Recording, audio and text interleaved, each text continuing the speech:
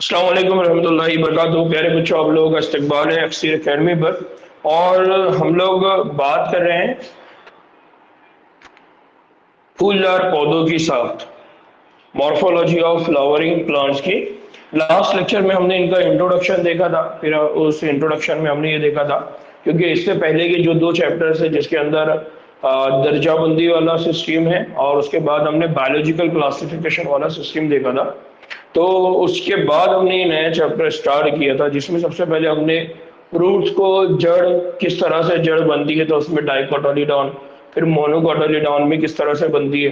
तो हमने वहां पर जो जड़ें देखी थी उसमें हमने देखा था कि जो डाइकोटिलीडॉन है उनके अंदर जो जड़ें बनती है, तो सबसे पहले प्राइमरी यानी इब्तदाई जड़ बनती है, फिर उसके बाद बगली जड़ बनती है, फिर उस बगली जड़ से सानवी और तीसरी यानी टर्शियरी जड़ें बनती है। फिर हमने उसके बाद देखा था जो मोनोकोटिलीडॉन है उसके मामले में भी हमने कहा था कि वहां पर जो जड़ें होती है वो धागेदार जड़ें होती है, उसको कहा जाता है फाइब्रस रूट सिस्टम कहते हैं। उसके अंदर हमने जड़ के मुख्तलिफ किस्म की बात किए थे, जिसमें एक था असल, दूसरा था फाइब्रस और तीसरा था एडवेंटेशियस। तो अगर जड़ों की किस्मों की बात करें तो तीन तरह की किस्मों की हमने बात किए थे। एक असल जड़ यानी टैप, दूसरा फाइब्रस और तीसरा एडवेंटेशियस। टैप वाला मतलब जो टैप रूट सिस्टम किस तरह से होता है, जो आगे आगे बढ़ती रहती है, जो एक सॉलिड स्ट्रक्चर होगा और वाटर को क्या करेगा, एब्जॉर्प्शन में एक्चुअल काम वो करेगा इंजेजाब के अंदर। तो इस तरह से फिर उसके बाद हमने जो जड़ होते हैं, जड़ के हिस्सों की बात किए थे। तो हमने वहां पर उस वक्त बात किए थे कि जड़ के जो हिस्से हैं उसमें सबसे पहले होता है रूट कैप, जिसको जड़ टोपी कहते हैं। फिर उसके बाद होता है रीजन ऑफ मेरिस्टेमेटिक एक्टिविटी। हमने कहा था कि जो मेरिस्टेमेटिक एक्टिविटी है ये वो रीजन है जहां पर क्या होता है, जहां पर माइटोसिस का प्रोसेस ज्यादा होता है, मुसलसल वहां पर क्या होती है, तकसीम होता रहता है। और इस तकसीम के नतीजे में नए सेल, नए खलिए बनते रहते हैं और वो नए खलिए क्या करते हैं, जगह लेते जाते हैं, जिसकी वजह से क्या होता है, रीजन ऑफ इलांगेशन। इलांगेशन का मतलब होता है लंबा होना, बड़ा होना, उसकी लेंथ में इजाफा होना। ठीक है, तो धीरे धीरे वो जो मेरिस्टेमेटिक रीजन है उसके बाद का जो रीजन होता है वो रीजन ऑफ इलांगेशन होता है, जिसकी वजह से रूट के साइज बढ़ते जाता है। फिर इस रीजन ऑफ इलांगेशन के बाद एक रीजन होता है जिसको कहा जाता है रीजन ऑफ मैच्योरेशन। यहाँ पर जो एपिडर्मल लेयर है, इस एपिडर्मल लेयर से क्या बनती है, रूट हेयर्स बनती है। और ये जो रूट हेयर्स यहाँ पर एपिडर्मल लेयर से बनती है वो क्या करती है, वो यहाँ पर इंजिजाब के अमल में क्या करती है, मदद करती है। जो पानी और गैर नामियाती जो अज्जा जमीन के अंदर है, सॉइल के अंदर है, उनको जज्ब करेंगी और वो किसको मुहैया करेंगी, वो उस प्लांट को, उस दरख्त को क्या करेंगी, मुहैया करवाएगी। तो इस तरह से लास्ट लेक्चर में हमने जड़ और उसके बाद उसका बनावट की बात किए थे। अब हम बात करने वाले हैं जड़ की तादील या जड़ों के अंदर होने वाली तब्दीली, जिसको हम क्या कहते हैं, मॉडिफिकेशन। ठीक है, यहां पर किसी को कोई डाउट था?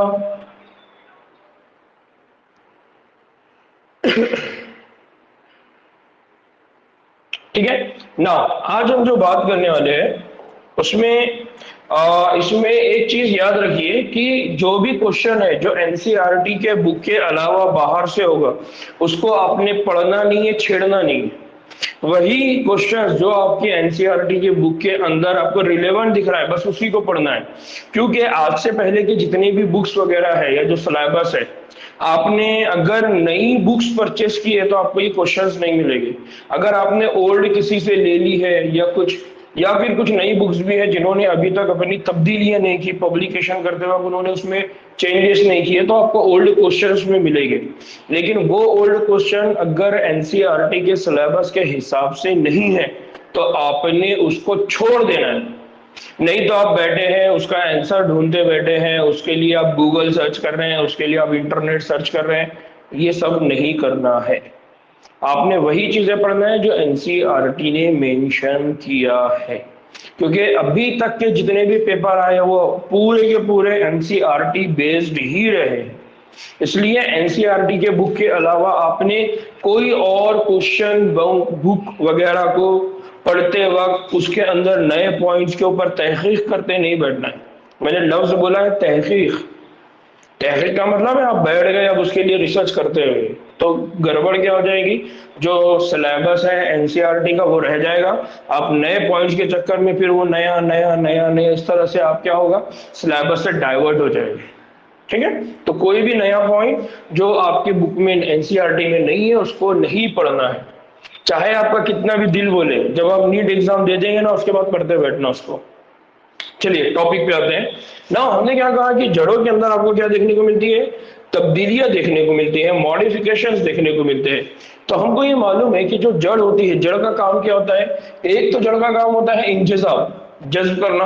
दूसरा होता है पौधे को क्या करना है, इस्तेकाम पहुंचाना होता है, उसको मजबूती देना होता है। लेकिन जिन पौधों में असल जड़े, देखिए यहाँ पर दो तरह के नाम है, एक है असल जड़ और इत्तेफाकी जड़ें। अपनी अपनी जरूरियात के लिहाज से दूसरे फेल भी क्या करती है, अंजाम देती है, जिनके लिए इनको क्या करना पड़ता है, अपनी साख्त में क्या करना होती है, तब्दीलियां करनी होती है।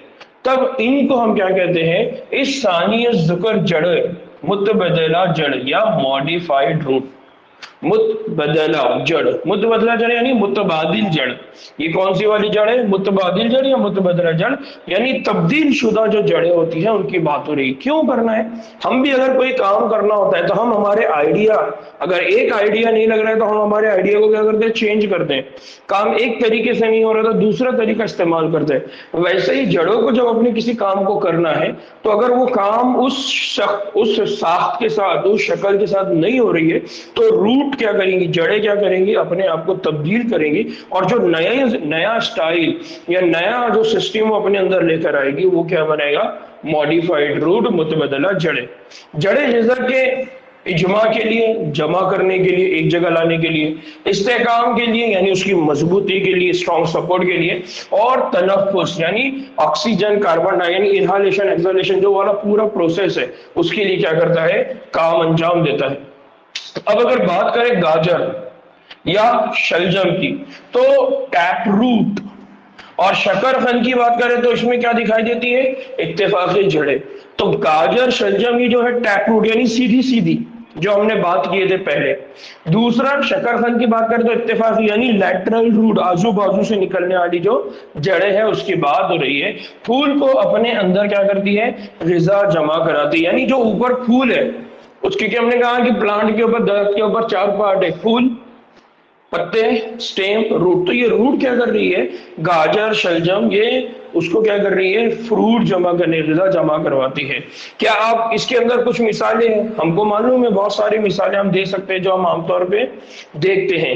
क्या कभी तुम्हें ये ख्याल आया, फिर आपको ये बात भी वो पूछ रहे हैं कि अगर बरगद के दरख्त के अंदर बात करें हम, जो बरगद का दरख्त होता है उसकी बहुत सारी जड़ें जमीन पे लटकते रहती है, तो वो जो जड़ें हैं, जो निचले हिस्से, ये क्या करती हैं, ये मददगार जड़ें निकालती है। ये जो जड़ें होती हैं उनको कहा जाता है स्टिल्ट जड़। क्या कहा जाता है इनको, स्टिल जड़। तो यहाँ दो तरह की जड़ों की बात हो रही है। एक है असल में ये जो जड़ है, इन जड़ को कहा जाता है प्रोब जड़। इस तरह मक्का और गन्ने के जो पेड़ के निचले हिस्से से ये जो मददगार जड़ें निकलती है ये क्या कहलाती है, स्टिल। तो यहाँ दो तरह की जड़ों की बात हो रही है। एक जड़ है जिसको कहा जाता है प्रोब रूट और दूसरी जड़ की बात हो रही है जिसका आता है स्टिल्ट रूट। एक है स्टिल्ट रूट और एक है प्रोप रूट। प्रोप रूट और कौन है, तो ये जो प्रोप रूट है ये क्या होते हैं, ये प्रोप रूट वो रूट है जो कहां से निकल रही है, बरगद के दरख्त से, जिसको अक्सर आपने देखा होगा जो बरगद के बड़े बड़े दरख्त होते हैं उसको लटकते हैं लोग, झूला झूलते हैं। तो वो वाली जो जड़ है वो कौन सी है, प्रोप है। और वो जड़ें जो जमीन में निकल रही है मक्का गन्ने के पेड़ के निचले हिस्से में निकल रही है। मक्का गन्ना, गन्ना जब हम तोड़ते हैं तो हम अक्सर देखते हैं वहां पर जो जड़ें होती है, मक्के के ऊपर आपने देखा होगा ना अक्सर हो ना बाल की तरह मुंह कहते हैं। तो वो जो जड़ें होती है वो मददगार जड़ें, उन मददगार जड़ों में से एक जड़ का नाम क्या रखा गया है, स्टिल्ट। फिर कुछ पौधे जैसे राइजोफोरा, राइजोफोर्स, जो राइजोफोर्स होते हैं जो दलदली जमीन में उगते हैं, अगर उनको आप देखेंगे तो उसकी जो जड़ें होती है वो जमीन से बाहर आ जाती है। राइजोफोर्स वगैरह की अगर जड़ें देखेंगे जो दलदल में होती है वो जमीन से बाहर ऊपर निकल के आती है। उन जड़ों को कहा जाता है न्यूमेटोफोर्स। क्या कहा जाता है उनको, न्यूमेटोफोर्स।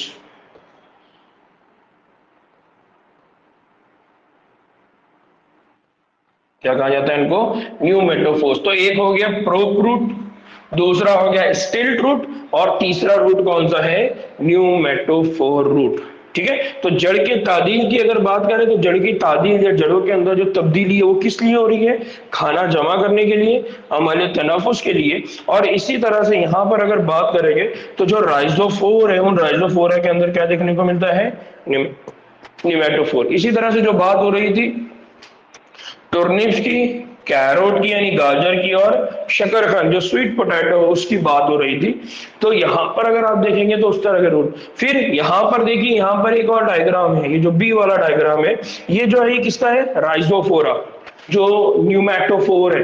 तो दलदल वाली जमीन में ये जो रूट्स होती है कहाँ पर आ गई है? जमीन के बाहर आ गई है। तो इनको क्या कहा जाता है?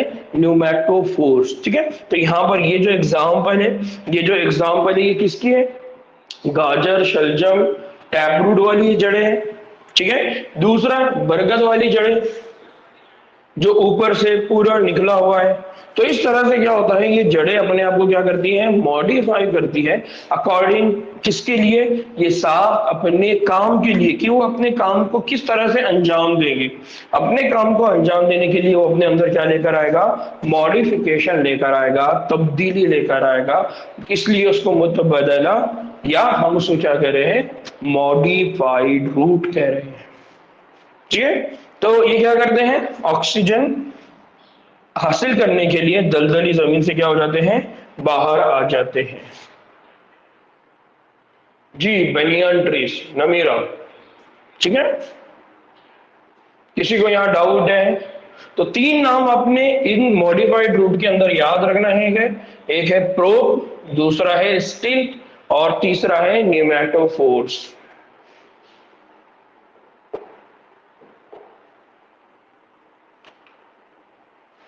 नाउ पहले हमने बात की थी रूट की, पूरे रूट की हमने बात की है। अब हम बात करने वाले हैं स्टेम की। अब हम बात करने वाले हैं स्टेम की, यानी हम बात करने वाले हैं तने की। हमको मालूम है कि जो भी फ्लावरिंग प्लांट होता है उसके अंदर एक होता है फ्लावर, एक होता है स्टेम, एक होता है लीफ, और एक होता है रूट। तो हमने रूट से स्टार्ट किए, अब हम ऊपर जा रहे हैं। तब हम कहां पर पहुंचने वाले? स्टेम। इस वाले पोर्शन की हम बात करने वाले हैं। तो यहाँ पर जो स्टेम है या जो तना है, तो यहाँ पर ये पूछा गया है कि वो कौन सी खुसूसियात है जो तने को जड़ से अलग करती है। ठीक है, तो यहाँ पर दो बातें हैं जिसको हम बहुत आसानी से कह सकते हैं कि तना वो हिस्सा है जो जमीन के ऊपर रहेगा, रूट वो हिस्सा है जो जमीन के अंदर रहेगी। इसके अलावा तना ऊपर की जानिब बढ़ता हुआ, तना कैसा है? ऊपर की जानिब बढ़ता हुआ महवर का वो इस्तेवानी हिस्सा है। महवर का कौन सा है? इस्तेवानी, बीच वाला, जिस पर शाखें, पत्तियां, फूल और फल लगते हैं। जो जड़ों पे ये सारी चीजें नहीं होने वाली। ठीक है, ये उगे हुए बीज में मौजूद एम्ब्रियो के प्लूमल से निकलते हैं। अभी प्लूमल एक पार्ट है जो कहां पर होता है? बीज के अंदर। अब ये हम कहां पढ़ेंगे? ये हम आगे चल के जब सीड वगैरह हम पढ़ने वाले, वहां पर हमको ये बात और क्लियर होगी। ठीक है, फिर तने में क्या होता है? तने में नोड और इंटरनोड्स होती है। तने के अंदर बीच बीच में कुछ पार्ट्स होते हैं जिनको नोड्स एंड इंटरनोड्स कहते हैं। जिस तरह से फॉर एग्जांपल आपने देखा होगा, इस तरह से क्या होते हैं? तने के अंदर क्या होती है? नोड्स और इंटरनोड्स होती है। ठीक है, तो तने के अंदर छोटे छोटे बीच बीच में क्या होती है? नोड्स होती है और इंटरनोड्स होती है। फिर तने में जहां से पत्तियां निकलती है उस जगह को कहा जाता है नोड। जहां से, यानी फॉर एग्जांपल यहां से क्या हो रही है? पत्तियां निकल रही, जिस तरह से ये। तो ये वाला जो हिस्सा है ये कौन है? नोड। कौन है? नोड। और इन जगहों के दरमियानी हिस्से को क्या कहा जाता है? इंटरनोड। फॉर एग्जांपल यहां से लेकर यहां तक ये हिस्सा कौन है? इंटरनोड। कौन है ये? इंटरनोड। तो ये हो गया नोड और ये दूसरा हो गया इंटरनोड। नोड वो हिस्सा है जहां से पत्तियां निकल रही हैं, और दो पत्तियों के बीच वाला जो तने का हिस्सा रहेगा वो क्या कहलाएगा? इंटरनोड। फिर तने पर क्या होती है? तो तने पर कलियां होती है जो या तो ऊपरी हिस्से या बगली हिस्से में होती है। या तो वो ऊपर रहेंगी या आजू बाजू इस तरह से रहेगी। फिर तना शुरू में सब्ज रंग का होता है, हम आमतौर पे देखते हैं जब प्लांट की ग्रोथ होती है तो वो पूरा ग्रीन होता है, और लेकिन जब वो मैच्योरेशन को, पुख्तगी की उम्र को पहुंचता है, मैच्योरेशन को या पुख्तगी की उम्र को पहुंचता है, तब वो पहुंचने तक चोबी और गहरा भूरा हो जाता है। चोबी का मतलब क्या होगा, उसका जो कलर है वो चेंज होना शुरू हो जाएगा, और फिर आगे चल के वो क्या हो जाएगा, गहरा भूरा रंग का हो जाएगा। ठीक है ना। तने का खास काम, तने का जो स्पेशल काम है वो क्या है, तो वो है पेड़ के फैलाव को शाखों के जरिए फैलाना, यानी जो उसकी बाउंड्री है उस बाउंड्री को धीरे धीरे फैलाना, और वो बाउंड्री को फैलाने के लिए वो किसका इस्तेमाल करता है, शाखों का। एक तो होता है ग्राउंड पे फैलाना, एक होता है ऊपर से फैलाना। तो जब शाखें फैलेगी तो जितना स्पेस नीचे उसका कवर होगा वो सब उसकी क्या रहेगी, बाउंड्री रहेगी, उसका फैलाव रहेगा, उसका वो पूरा ऑक्युपाइड एरिया रहेगा। फिर जिन पर फूल और फल क्या होते हैं, लगे होते हैं। फिर पानी, गैर नामियाती मुरक्कबात, जियाई तालीम, इसके जरिए वो क्या करता है, बनी हुई गजा को पौधे के सारे हिस्सों में क्या करता है, पहुंचाने का काम करता है। यानी ये सप्लाइंग सिस्टम का काम करता है कि यहाँ पर रूट है, रूट के अंदर जितना भी वाटर है, नमियात है, वो सारी चीजें उसने एब्जॉर्ब की है। अब उसको लीफ तक लेकर जाना है, पत्ते तक ले जाना है, या फूल तक लेकर जाना है, या प्लांट के ऊपरी या दरख्त के ऊपरी हिस्सों तक लेकर जाना है, तो उसमें मदद कौन करेगा, तना करेगा, या वो एक रास्ते का वहां पर क्या करेगा, काम अंजाम देगा। फिर कुछ तने ग़िज़ा को जमा करने का काम भी करते हैं, इस्तेकाम पहुंचाने में मदद भी करते हैं, और नबाताती तौलीद की हिफाजत का क्या करते हैं, काम भी करते हैं। तो तने के अंदर बहुत सारे काम होते हैं।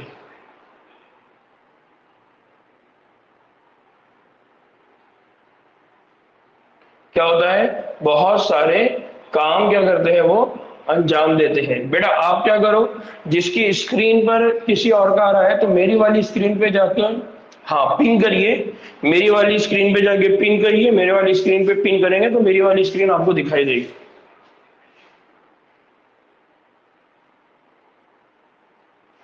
ठीक, तो यहां पर ये बेसिक कंसेप्ट है, इसको आपको याद रखना है।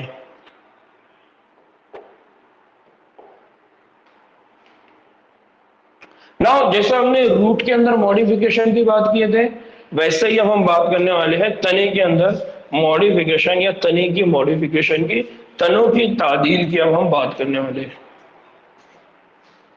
तो तने की तादील या मॉडिफिकेशन ऑफ स्टेम्स। जो तने हैं, तने हमेशा हमको क्या होते हैं, वैसे ही नजर आते हैं जैसे उन्हें लगना चाहिए। अब इसका क्या मतलब है, वो मुख्तलिफ कामों को अंजाम देने के लिए अपनी शक्ल क्या करते हैं, बदलते हैं। तने हस्बे जरूरत अफआल भी अंजाम देते हैं, यानी जो उसकी नीड पड़ेगी उसके अकॉर्डिंग वो क्या करेगा, अपने अंदर क्या लाएगा, तब्दीली। तब हम ऐसे तनों को भी क्या कहते हैं, मुतबदला तने, या हम कहेंगे मॉडिफिकेशन, या मॉडिफिकेशन ऑफ स्टेम, या मॉडिफाइड स्टेम। जमीन, जेर जमीन तने, मसलन आलू, अदरक, हल्दी, जो हमारा जमीन खंड, यहाँ पर किसको बोल रहे हो, जिस तरह से हम शक्कर खंड के लिए रतालू, फिर इसी तरह से अरबी, ये सब क्या होते हैं, तब्दील होकर अपने अंदर क्या करते हैं, ग़िज़ा जमा करते हैं, और इसीलिए ये नबाताती पैदाइश का काम भी क्या करते हैं, अंजाम देते हैं। तो आपने अक्सर देखा होगा आलू, अदरक, है ना, जिंजर, जमीन का, है ना, पोटैटो, जिसको टैपरो, जिसको हम क्या कहते हैं, रतालू कहते हैं, तो वो जमीन खंड की बात हो रही है। तो ये सब क्या है, ये तने हैं, और ये तने कौन से हैं, मॉडिफाइड तने हैं। ये क्या करते हैं, अपने अंदर ग़िज़ा जमा करते हैं। ठीक है, ये जमीन में दबे रहते हैं और नई नस्ल बनाने के लिए साजगार मौसम की वापसी का क्या करते हैं, इंतजार करते हैं। यानी अपने जर्मिनेशन का टाइम, जिसमें यहाँ से उनको फिर आगे चल के जर्मिनेशन होगा, ग्रोथ होगा ना, वहां से नए पार्ट्स निकलेंगे, उसका वो इंतजार करते हैं कि कब उनको वो सारा फेवरेबल मुनासिब माहौल मिल जाए जिसके अंदर वो नए पौधे बना सके। फिर बास पौधों में क्या होते हैं, बास पौधों में पत्ते की बगल से एक मखसूस बीजदार धागे नुमा साख निकलती है, जो किसी सहारे की अतराफ लिपट कर पत्ते और तने को क्या करता है, सहारा देता है और ऊपर चढ़ने में क्या करता है, मदद करता है। इसको क्या कहते हैं, टेंड्रिल। इसको क्या कहा जाता है, टेंड्रिल। तो ये जो स्ट्रक्चर है हमारा, जिसको हम आमतौर पे बेल वगैरह के मामले में हम देखते रहते हैं, तो ये कौन है, axillary bud modified into tendril. ये एक्सिलरी बर्ड है और ये जो एक्सिलरी यानी बाहर एक्सियल पे लेटरल साइड में निकली हुई जो बर्ड्स है वो आगे वो मॉडिफाइड होंगी और क्या बना देगी, टेंड्रिल। तो यहाँ पर याद रखना है कि यहाँ पर कुछ पौधे ऐसे होते हैं जिनके अंदर बगल से यानी कहां से, एक्सिलरी साइड से या लेटरल साइड से मखसूस पेचदार स्पेसिफिक धागे नुमा साख्त रहती है। वो क्या करती है, पत्ते और वो जो तना है उसको सहारा देती है और उसके जरिए वो क्या होता है, ऊपर चढ़ता है, जिसको हम आमतौर पर बेल कहते हैं। तो यहाँ पर उनकी बात हो रही है, उसकी बात हो रही है, उसको कहा था टेंड्रिल। मसलन खीरा, कद्दू, तरबूज, अंगूर, है ना, और बहुत सारे फ्लावर में भी हमको क्या देखने को मिलता है, हमको ये सारा साख्त देखने को मिलती है, जिसको हम क्या कहते हैं, एक्सिलरी बर्ड। ठीक है, तब्दील होकर चौबी यानी सीधे और नोकदार कांटों में वो क्या हो जाती है, तब्दील हो जाती है। इसका एक बहुत अच्छा एग्जाम्पल यहाँ पर कौन है, वो है बोगनविल्ला। एक आगे हम पढ़ने वाले हैं बोगनविल्ला क्या होता है, कैसा होता है। तो यहाँ पर हम देखेंगे कि तनों के अंदर क्या हो रहा है, हमको मॉडिफिकेशन देखने को मिल रहा है। फिर बहुत सारे कांटे बहुत सारे पौधों में पाए जाते हैं, यानी ये जो तना है, इस तने के अंदर आपको कुछ स्टेम के अंदर मॉडिफिकेशन दिखेगा और वो मॉडिफिकेशन क्या देखने को मिलेगा, स्पाइन। स्पाइन का मतलब क्या होता है, कांटे। यहाँ पर आपको क्या देखने को मिलेंगे, कांटे देखने को मिलेंगे, स्पाइन। तो ये जो कांटे वाला स्ट्रक्चर है वो साख्त है, वो कहाँ देखने को मिल रहा है, बोगनविल्ला है। और ये जो कांटे वाली साख्त है ये किस लिए है, हिफाजत के लिए। तो यहाँ पर हम ये कह रहे हैं कि जो स्टेम है उसके अंदर जो मॉडिफिकेशन हुआ वो तीन तरह की मॉडिफिकेशन अलग अलग कामों के लिए। एक खाना जमा करने के लिए, जिसकी एग्जाम्पल्स ये सारी है। दूसरी क्या है, सहारे के लिए, जिसकी एग्जाम्पल कौन है, टेंड्रिल। तीसरा एग्जाम्पल क्या है, हिफाजत, जिसके एग्जाम्पल कौन है, स्पाइन यानी कांटे। अगर टेंड्रिल की बात करें तो हम इसको बोल सकते हैं बेल। फिर लास्ट वो क्या है, फैलाव या वेजिटेटिव प्रोपोगेशन। वेजिटेटिव प्रोपोगेशन का मतलब क्या होता है, एक प्लांट से दूसरा प्लांट, दूसरे प्लांट से तीसरा प्लांट, यानी हम रिप्रोडक्शन की जब बात करते हैं तो इनके अंदर हमको क्या देखने को मिलता है, वेजिटेटिव प्रोपोगेशन, ताकि उनका फैलाव हो, ताकि उनकी जो तादाद है, वो जो नंबर है प्लांट के, वो क्या हो, बढ़ते रहे। तो इस तरह से यहाँ पर हमको जो ऑक्सैलिस स्पेशीज है, कौन से वाली स्पेशीज, ऑक्सैलिस। इस ऑक्सैलिस स्पेशीज के अंदर हमको क्या देखने को मिलता है, रूट्स होते हैं। और ये जो रूट्स होते हैं, रूट्स आर अराइजिंग, और रूट्स कहाँ से निकल रहे हैं, रूट निकल रहे हैं नोड्स से। तो ये वाला जो नोड्स है यानी जहां से पत्ते निकलते हैं, उस हिस्से को हम क्या कहते हैं, नोड्स। उस हिस्से को हम क्या कहते हैं, नोड्स। और उन्हीं हिस्से से यहाँ पर क्या बन रही है, जड़ें। उन्हीं हिस्से से क्या बन रही है, जड़ें। इसका मतलब क्या हुआ, इसका मतलब हुआ कि ये जो स्टेम है, ये जो तना है, ये तने का काम यहाँ पर क्या है, इस तने का काम यहाँ पर क्या है, फैलाव। जिस तरह से इस तने का काम यहाँ पर क्या है, जमा करना खाने को, इस तने का काम क्या है, सहारा देना बेल की शक्ल में, इस तने का काम क्या है, हिफाजत। इसी तरह से इस तने का काम ये है कि वो उन प्लांट्स की, उन दरख्तों की ग्रोथ को, उनका प्रोपागेशन करे। हम बोलते हैं ना प्रोपागेंडा, किसी बात को फैलाना। तो इसी तरह से यहाँ पर क्या होता है, प्रोपागेशन ना। बच्चों यहाँ दो बातें आपको याद रखना है। पहली बात आपको याद रखना है कि ये जो बोगनविल्ला स्पीशीज है, इसका नाम याद रखना है। दूसरा नाम याद रखना है ऑक्सैलिस स्पीशीज। ऑक्सैलिस स्पीशीज के अंदर आपको क्या देखने को मिलता है, ऑक्सैलिस स्पीशीज के अंदर आपको जो रूट होती है, जो जड़ें होती है, वो कहां से बनती है, नोड से बनती है। और नोड से बनने वाली ये जड़ें कहां पर मदद करती है, फैलाव में, वेजिटेटिव प्रोपागेशन के अंदर मदद करती है। बात क्लियर। एग्जाम में इस तरह के सवाल आपको पूछे जाएंगे। आपको डायरेक्ट नाम बताना पड़ेगा कि कौन सा प्लांट है, ठीक है, आपको उनके नाम बताना पड़ेगा कि किस प्लांट में किस तरह के। ठीक है, बहुत अच्छे। एक और लफ्ज बहुत अच्छा, स्पाइन की जगह एक और लफ्ज है थॉर्न। एक और लफ्ज इंग्लिश में है, वो क्या है, थॉर्न यानी कांटे।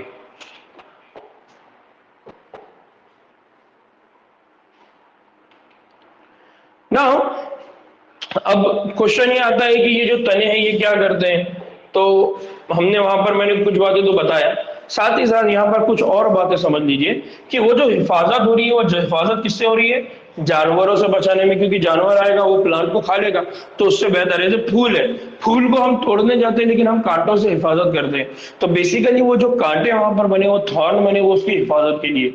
फिर कुछ सहराई पौधे अपने तने को तख्ती नुमा साख में तब्दील कर लेते हैं, यानी चपटे हो जाते हैं, तो उनको कहा जाता है ओपेंशिया कैक्टस। आपने देखा होगा इसको, ओपेंशिया कैक्टस। अक्सर हम देखते हैं जो तने होते हैं, हम बोलते हैं कि ये रेगिस्तानी दरख्त है, ओपेंशिया कैक्टस। हम क्या बोलते हैं, ये रेगिस्तानी दरख्त है, रेगिस्तान में इस तरह के दरख्त उगते हैं, तो वो कैक्टस की बात हो रही है। फिर ये कैसे होते हैं, गद्देदार और लंबे यानी यूफोर्बिया, और गोल हिस्सों में क्या होते हैं, बदल जाते हैं। तो इनके जो स्टेम होते हैं जो तब्दील हो जाते हैं, तो वो गद्देदार, लंबे और कैसे बन जाते हैं, गोल हिस्सों में तब्दील हो जाते हैं। फिर ये कैसे होते हैं, तो सब्ज रंग के होते हैं और जियाई तालीफ करते रहते हैं, और अपने अंदर क्या करते हैं, पानी को क्या करते हैं, वो जमा करते रखते हैं। क्या करते हैं, अपने अंदर पानी को जमा करते हैं। इसी तरह से घास और स्ट्रॉबेरी जैसे पौधों के जेर जमीन तने उफकी सिमत में चारों तरफ फैलते हैं।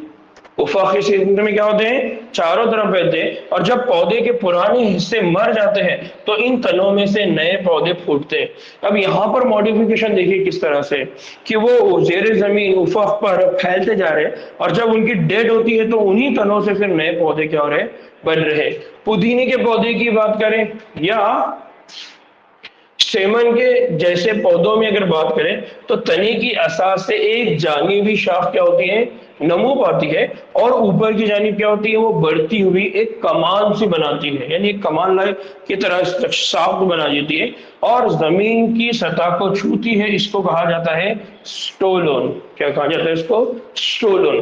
फिर बाज़ाबी पौधों की अगर बात करेंगे तो उसमें क्या होते हैं, पत्ते की बगली कली, यानी अगेन एक्सिलरी वर्ड से, जानिबी शाख नमू होती है, जो कम वो बेश दबीस और छोटी होती है। थोड़ा सा दबा होगा और वो कैसी होंगी, उसकी हाइट छोटी होंगी। एक हद तक बढ़ने के बाद इसके रास पर पत्तों का, यानी जो नोड वाली बात हो रही है या एंटीने की बात हो, जो लास्ट बर्ड है उसकी बात हो रही है, पत्तों का एक गुच्छा और निचले जाने मुतादिद लंबी जड़ें नमू पाती है। मसलन पिस्टिया और जलकुंभी में केले, अनानस और गुल दाऊदी में असल तने से जानिबी शाखें निकलती हैं, और जेर जमीन उफ़क़ी सिर में क्या होते हैं, वो फैलते जाते हैं, और कहीं कहीं जमीन से ऊपर निकलकर एक नए पौधे की क्या करते हैं, नमू देते हैं ना। बच्चों, अब ये जितनी भी बातें हैं ये बहुत थेरोटिकल बातें हैं। इनको समझने के लिए हमने, इसको समझने के लिए यहाँ पर मैंने बहुत सारे डायग्राम ऐड करना चाहिए था, लेकिन मैं वो उनको ऐड नहीं कर सका। उसके बहुत सारी वजूहात थी जिसकी वजह से मैं वो ऐड नहीं कर सका। तो इंशाल्लाह मैं क्या करूँगा, कुछ इसमें जितने भी नाम है, जैसा ओपेंशिया कैक्टस है, मैं वो आपको अपने व्हाट्सएप ग्रुप में शेयर कर दूंगा या टेलीग्राम चैनल पे शेयर कर दूंगा, ताकि वो बात आपको समझ में आए। फिर जो दूसरा वाला है स्टोलन, यानी पुदीने वाले पौधे की भी, तो इनमें से जो चारों अलग अलग नाम बताए गए उनकी साख्तों को मैं आपको व्हाट्सएप कर दूंगा, शेयर कर दूंगा, ताकि आपको वो बात समझ में आ जाए। ठीक है, तो यहाँ पर सिर्फ इतनी बातें समझ लीजिए कि जो तना है, उस तने के अंदर हमको क्या देखने को मिलती है, बहुत सारा तब्दीली देखने को मिलती है, और उन तब्दीलियों की वजह से इनको कहा जाता है मॉडिफाइड स्टेम।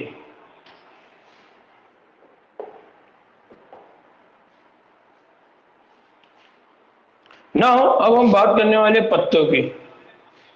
किसकी बात करने वाले हैं, पत्तों की। ना हमने कहा कि जो प्लांट होते हैं, जो दरख्त होते हैं, उनके अंदर हमको जो हिस्से देखने को मिलते हैं, तो एक होता है फल फूल, दूसरा होता है जिसको हम कहते हैं लीफ, तीसरा होता है जिसका नाम है स्टेम, फिर होता है रूट। तो हमने पहले रूट देखा, फिर स्टेम देखा, अब हम लीफ की बात करेंगे, फिर आगे चल के हम फूल की बात करेंगे। ठीक है ना, पत्तों की अगर बात करें, लीफ की अगर बात करें या पत्ते की बात करें, तो पत्ते तने के ऊपरी जानिब सिमत में, हमने अभी पढ़ा कि जो तना होता है तने के ऊपर किसकी किसकी ग्रोथ होती है, तो हमने कहा कि वहां पर फल फूल है ना, अभी हमने वहां पर वही पढ़ा। सेम बात को यहाँ पर रिपीट किया जा रहा है कि जो पत्ते होते हैं, तो पत्ते कहाँ होते हैं, तो वो कह रहे हैं कि पत्ते कहाँ पर होते हैं, तने के ऊपर जानिबी सिमत में होते हैं। फिर ये जो पत्ते होते हैं ये कैसे दिखाई देते हैं, तो हमको मालूम है ये चौड़े होते हैं, चपटे होते हैं। फिर पत्ते जो होते हैं वो तने की नोड से निकलते हैं, हमने ये बात पहले भी पढ़ा कि जो नोड है, नोड क्या है, नोड तने की वो शाख्त है जहां से क्या होते हैं, पत्ते निकलते हैं, लीफ निकलते हैं। और फिर इनके बगली जाविये यानी एक्सियल में एक कूपल यानी एक्सिलरी बर्ड होती है। तो अब ये जो इनिशिएट होते हैं, ओरिजिनेट होते हैं, जहां से ये बढ़ते हैं, तो वहां पर एक स्ट्रक्चर होता है कूपल जैसा छोटा सा, उसको क्या कहा जाता है, एक्सिलरी बर्ड। फिर ये जो कूपल है, ये जो एक्सिलरी बर्ड है, ये बाद में एक शाख को क्या करता है, नमू देता है, एक कंप्लीट शाख को क्या करता है, बना देता है। तो अब यहाँ देखिए, यहाँ पर है फॉर एग्जाम्पल ये है तना, इस तने के अंदर ये है ये है नोड, इस नोड से आगे चल के ये लीफ बन रहा है, ठीक है। अब यहां पर ये जो स्ट्रक्चर बन रहा है वो है एक्सिलरी बर्ड। फिर यही एक्सिलरी बर्ड का ये जो वाला हिस्सा है जहां पर लीफ चिपका हुआ है, वो क्या बनाएगा, उसका लीफ बेस। तो ना अब यहाँ पर कुछ और साफ्ट है जिनको हमको आगे देखना है ना। पत्तियां जो होती है, पत्तियां तनों के रासी मकसम यानी अपाइकल मेरिस्टेम, अपाइकल मतलब हम जो कहते हैं अपाइकल यानी इस तरह से, जब हम ऊपर वाले हिस्से की बात करते हैं तो हम इसको क्या कहते हैं, अपेक्स, चूटी, है ना, पहाड़ की जिस तरह से चूटी होती है तो उसके लिए वर्ड यूज करते हैं हम अपेक्स। वैसे ही हम यहाँ बात कर रहे हैं कि जो भी मेरिस्टेम रहेगा, राशि मकसम रहेगा, यहाँ पर उसको राशि मकसम कहते हैं। तो पत्तियां तनों के राशि मकसम यानी ये तना है, इस तने के अंदर एक छोटा सा हिस्सा बन रहा है, ये जो हिस्सा बन रहा है इसको हम कह रहे हैं अपाइकल मेरिस्टेम, राशि मकसम। तो अपाइकल मेरिस्टेम से निकलती है और रास जो सिलसिला एक्रोप्टिल ऑर्डर में क्या होती है, मुनज़्ज़िम होती है। फिर ये शुआई तरकीब के लिए क्या होती है, सबसे अहम नबाती क्या है, उज़ू है। तो ये बात यहाँ पर याद रखना है कि यहाँ पर जो स्ट्रक्चर बन रहा है वो कहाँ से, जो पत्ते होते हैं वो पत्ते कहाँ से निकल रहे हैं, अपाइकल मेरिस्टेम से, और बाद में क्या होते हैं जो रास सिलसिले में एक्रोपेटल ऑर्डर में क्या होते हैं। अब ये एक्रोपेटल ऑर्डर क्या है, किस और कौन कौन से ऑर्डर है, हम इसको आगे देखने वाले। बस हमने इतना याद रखना है कि अपाइकल मेरिस्टेम से निकल रहा है और एक्रोपेटल वाली ऑर्डर में, उस तरीके में वो जाके क्या हो रहा है, अरेंज हो रहा है, मनज़्ज़म हो रहा है, ऑर्गेनाइज हो रहा है, ठीक ना। एक आम पत्ते की अगर बात करें तो उसके अंदर 3 हिस्से होते हैं। एक आम पत्ते की अगर बात करें तो उसमें कितने हिस्से होते हैं, 3 हिस्से होते हैं। अब ये 3 हिस्से कौन कौन से, तो पत्ते का एक होता है कायदा यानी जिसको कहा जाता है लीफ बेस, जहां पर वो खड़ा होगा, दूसरा पेटियोल, और तीसरा लेमिना जिसको कहा जाता है दरखा ना। पत्ता जो होता है, पत्ता, उसके अंदर जो लीफ बेस है, उस लीफ बेस का काम क्या होता है, इस लीफ बेस के जरिए वो क्या होता है, तने से जुड़ा होता है। या हम ये कहेंगे कि जो तना है वो तने का नोड वाला हिस्सा है जो पत्ते को पकड़ा हुआ है। लेकिन चूंकि हम तने की बात नहीं कर रहे, अब हम पत्ते की बात कर रहे हैं, इसलिए हम पत्ते की उस शाख के लिए क्या लफ्ज इस्तेमाल कर रहे हैं, लीफ बेस। और इसके जो बेस है उसके बेस पर हमको 2 बगली छोटी पत्तियां होती है जिन्हें क्या कहा जाता है, स्टिपुलस। क्या कहा जाता है इनको, स्टिपुलस। तो यहाँ पर आपने देखा होगा पत्ते के पीछे पीछे 2 छोटी छोटी बगली कलियां होती है। फिर एक तखम वर्गी पौधों में, यानी अगर हम मोनोकोटिलीडॉन वाले पौधों की बात करें तो उसमें जो लीफ बेस है वो फैल जाता है और फैल कर तने के कुछ हिस्से तक एक मुकम्मल या नामुकम्मल क्या बना देता है, गलाव बना देता है। फिर कुछ दाल वाले पौधों में, यानी मोनोकोटिलीडॉन के बाद डाइकोटिलीडॉन की बात हो रही है, लीफ बेस फैलकर पल्विनस बनाता है। अभी पल्विनस स्ट्रक्चर क्या है इसको भी हम आगे देखने वाले हैं ना। पेटियोल की मदद से पत्ता रोशनी में रहता है, ये पेटियोल है, इस पेटियोल की मदद से क्या होगा, पत्ता क्या करेगा, रोशनी में। तो अक्सर आप देखिए कि जो पत्ते होते हैं उनको इस तरह से बाहर लेकर आना है। ये बाहर लाने का काम कौन कर रहा है? ये पेटियोल कर रहा है। तो ये है पत्ता, पत्ते का बेस, और ये है पेटियोल जो उसको बाहर ला रहा है, अंदर ले आ रहा है। तो पेटियोल की मदद से पत्ता कहाँ पर होता है? रोशनी में रहता है, और हवा के जरिए क्या होता रहता है? हिलता रहता है, जिससे पेड़ के आसपास क्या होती है? खंगी बरकरार रहती है और पत्तियां ठंडी रहती है। साथ ही साथ पत्तियों की सतह को ताजी हवा क्या होती है? फराहम होती है। तो इस पेटियोल की मदद से क्या होता है? रोशनी के साथ, हवा के साथ उस पत्ते के अंदर क्या होगा? वहां पर सिस्टमैटिक कंडीशन वहां क्या रहेगी? बरकरार रहेगी। या हम दूसरे वर्ड में कह सकते हैं कि वहां होम्योस्टैटिक कंडीशन या एनवायरमेंट क्या रहेगा? मेंटेन रहेगा। फिर जो लेमिना है, जो लेमिना है, ये वाला हिस्सा, लेमिना जो है ये चौड़ा और सब्ज रंग का होता है। इसमें रगे होती है, इसमें वेनेशंस होती है। इसके दरमियान में एक मियान रग, और इस रग से कई शाखें क्या होती है? फूटती है। फिर मियान रग को मिड रिब कहते हैं। क्या कहते हैं उसको? Mid rib. ये जो मियान रग है इसको क्या कहा जाता है? Mid rib. ये जो वाली है ना, इसको कहा जाता है मिड रिब। ये रगे पत्ती को क्या करते हैं? सख्ती मुहैया करते हैं। यानी सख्ती का मतलब यहाँ पर क्या है? सपोर्ट प्रोवाइड करेंगे, उसके स्ट्रक्चर में मजबूती प्रोवाइड करेंगे। और पानी की क्या करते हैं? पानी की मुंतकिली में क्या करते हैं? जिम्मेदार होते हैं। पत्ते की शक्ल, किनारे, सतह, नोक और किनारे पर कटाव मुख्तलिफ किस्म के पत्तियों में क्या होती है? मुख्तलिफ होती है। अब यहाँ पर पत्तियों के अगर लेमिना वाले हिस्से की बात करें, हमने कहा कि यहाँ पर तीन पार्ट है। एक है लीफ बेस, दूसरा है पेटियोल, और तीसरा है लेमिना। ठीक है, लीफ बेस की हमने बात की है, पेटियोल की हमने बात की, अब हम बात कर रहे थे लेमिना।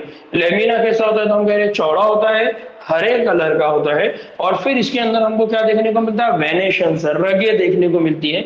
इन रगों में एक जो रग होती है वो मिडरिब होती है, और मिडल में एक रग होती है, उसका नाम होता है मिडरिब। फिर हम ये कह रहे हैं कि यहाँ पर अगर हम बाहर से अगर इसको देखेंगे, इसकी जो सरफेस है, इस सरफेस पर अगर हम देखेंगे तो किनारे यानी सतह पर हमको कभी कुछ नोकदार स्ट्रक्चर देखने को मिलेंगे, या फिर किनारे पर हमको क्या देखने को मिलेगा? इस तरह से कटे हुए स्ट्रक्चर, छोटे छोटे टुकड़े वाले स्ट्रक्चर देखने को मिलेंगे। ये क्या बताते हैं? ये बताते हैं कि जो लीफ होते हैं, जो पत्ते होते हैं, उनकी जो साख्तें होती है वो क्या होती है? मुख्तलिफ किस्म की होती है। उनके स्ट्रक्चर्स जो होते हैं अलग अलग हो सकते हैं। जी, यहां पर किसी को कोई डाउट? बात समझ में आ रही है? लीफ के अंदर तीन पार्ट है जो मेनली आपने याद रखना है। नाउ यहां पर देखिए, अब वेनेशंस की बात हो रही है, रगों की बात हो रही है, या रगियत। यहां पर उर्दू में उन्होंने क्या ट्रांसलेट किया है उसको? उन्होंने उर्दू में इसको ट्रांसलेट किया है वेनेशंस को रगियत। वेनेशियंस यानी रगियत। जैसा हम इंसानों की बात करते हैं तो इंसानों में भी क्या होती है? रगे होती है। खून को यानी ब्लड को एक जगह से दूसरी जगह ले जाने लाने वाली क्या होती है? हमारे जिस्म में भी रगे होती है। उसी तरह से यहाँ पर रगियत यानी वेनेशन की बात हो रही है। तो पत्तों में रगों या नसों की तरतीब को क्या कहा जाता है? रगियत या रगदारी, या उसी को क्या कहा जाता है? वेनेशन। जब रगे, जिसको हम क्या कह रहे हैं? वेन्स, और वेनलेट्स यानी रेग्स लीफ ब्लेड में फैलने के बाद मुहिम जाल की क्या करते हैं? शक्ल बनाती है। तो इस तरह की रगियत को जालदार या रेटिक्यूलेट वेनेशन, क्या बोला जाता है इसको? रेटिक्यूलेट।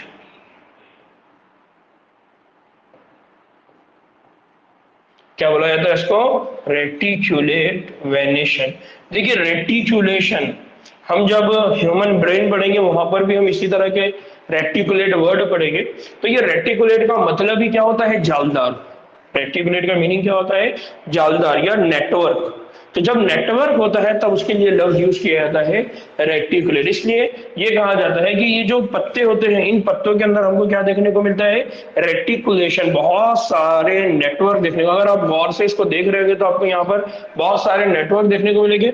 इसी तरह से इस लीफ के अंदर अगर आप देख रहे होंगे तो बहुत सारे वेनेशन, बहुत सारी रगे देखने को मिलेगी जिनके दरमियान क्या है, नेटवर्क है। जब ये जो रगे हैं और ये जो वेन्स है, ये लेमिना या जिसको क्या कहा जाता है, वर्क, एक के अंदर एक दूसरे के क्या होते हैं, मुतवासी होते हैं, यानी पैरेलल। देखिए यहाँ पर ये सब क्या है, एक दूसरे की क्या है, पैरेलल। यहाँ पर देखिए इस तरह से ये क्या है, एक दूसरे की पैरेलल होती है, तब इसको कहा जाता है मुतवाजी रगियत, या इसी को कहा जाता है पैरेलल वेनेशन। यानी यहाँ जो वेनेशन है उसमें एक है पैरेलल वेनेशन, या जिसको हम क्या कहते हैं, मुतवाजी वेनेशन या मुतवाजी रगियत या रगदारी कहते हैं। फिर अगर दो तखमबरगी पौधों में बात करें, यानी डाइकोटिलीडॉन में बात करें, तो वो उमूमन रेटिकुलेट वेनेशन होता है, जबकि पैरेलल जो वेनेशन होता है ये यकम तखमबरगी में यानी मोनोकोटिलीडॉन की खुसूसियात है। तो बच्चों अब आपके लिए एक और काम बढ़ गया। आपको याद रखना है कि जब हम बात करते हैं मोनोकोटिलीडॉन की और जब हम बात करते हैं डाइकोटिलीडॉन की, हम जब यकम तखमबरगी और दो तखमबरगी की बात करते हैं तो उनमें एक जो बड़ी प्रॉपर्टी है, जो बड़ा डिफरेंस है, वो क्या है कि जो दो तखमबरगी पौधे हैं, डाइकोटिलीडॉन प्लांट है, उनमें क्या देखने को मिलता है, रेटिकुलेट वेनेशन।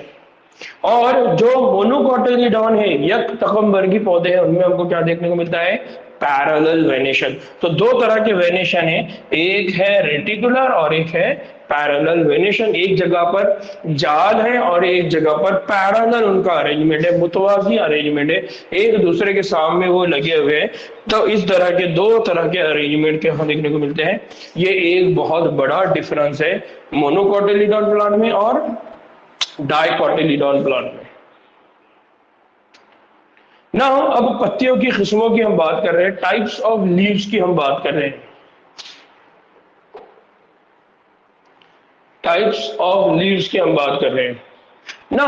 पत्तियों की किस्मों की या टाइप्स की अगर बात करें तो साफ के एतबार से और उनके स्ट्रक्चर के एतबार से अगर बात करें तो पत्ते दो किस्म के होते हैं, यानी सादा पत्ते और मुरक्कब पत्ते। सादा और मुरक्कब का मतलब क्या है, सिंपल लीव्स, और दूसरा है कंपाउंड। एक है सिंपल लीव्स और दूसरा है कंपाउंड लीव्स। ठीक है। नाउ सादा या सिंपल, यहां सिंपल पत्ते में लेमिना मुकम्मल, लेमिना कैसा होता है, मुकम्मल, और सिर्फ एक हिस्से पर मुश्तमिल होता है।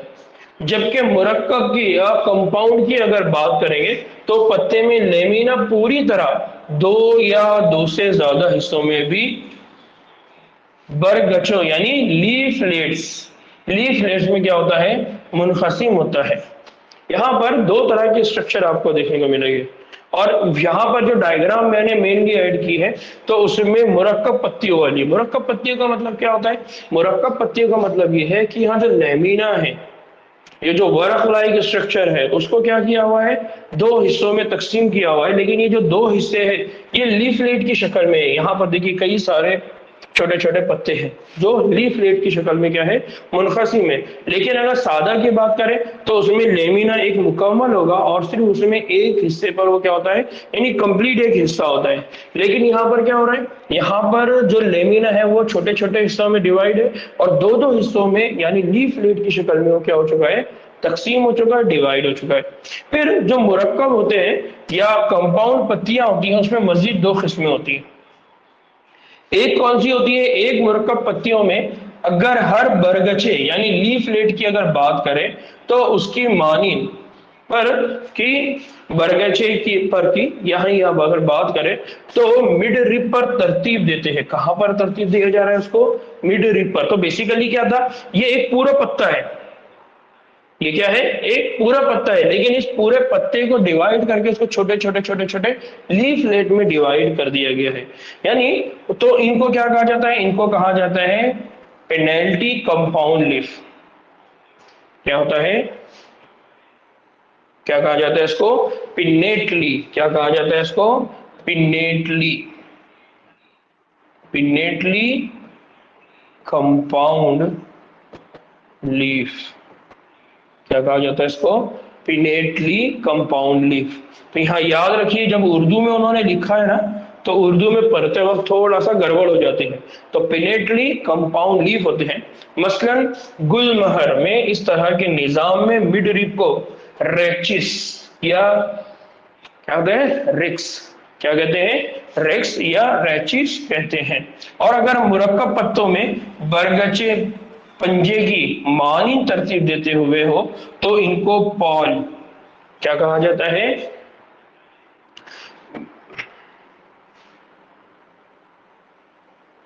पॉलमेटली ना। एक होता है पिन्नेटली, एक होता है पॉलमेटली कंपाउंड कहते हैं। जैसे सिल्क कॉटन में, जो सिल्क कॉटन होता है उसके अंदर हमको क्या देखने को मिलेगा, यहाँ पर जो लीफ है वो पंजे की शक्ल में, यानी 5 लीफलेट यहाँ पर बन गए। तो ये एक ही पत्ता है, लेकिन इस पत्ते के अंदर क्या हो गए, छोटे छोटे लीफलेट बन गए, जो 5 लीफलेट की शक्ल में बन गए, पंजे की शक्ल में बन गए। तो मुरक्कब पत्तियों के अंदर हमको क्या देखने को मिलेगा, लीफलेट देखने को मिलेगा। बरगचे हो गए, वो बरगचे क्या हो गए, पर की मानींद मिड रिप पर ऊपर तरतीब दिए गए होंगे। और कहीं पर क्या होगा, ये जो बरगचे हैं ये पंजे की मानींद तरतीब दिए गए होंगे, यानी 5 की तरह या हमारी हथेली की तरह इस तरह से ये दिखाई देगा। तब हम उसको क्या कहते हैं, पॉलमेटली। तो एक होता है पिन्नेटली और एक होता है पॉलमेटली कंपाउंड लीफ। ठीक है, यहां पर किसी को कोई डाउट है? तो लीफ के स्ट्रक्चर्स के अंदर हमको 2 बातें याद रखना है, ठीक है। एक होता है सिंपल, दूसरा होता है कंपाउंड। और कंपाउंड लीव्स के अंदर भी 2 टाइप होते हैं, पिन्नेटली और पॉलमेटली, ठीक है।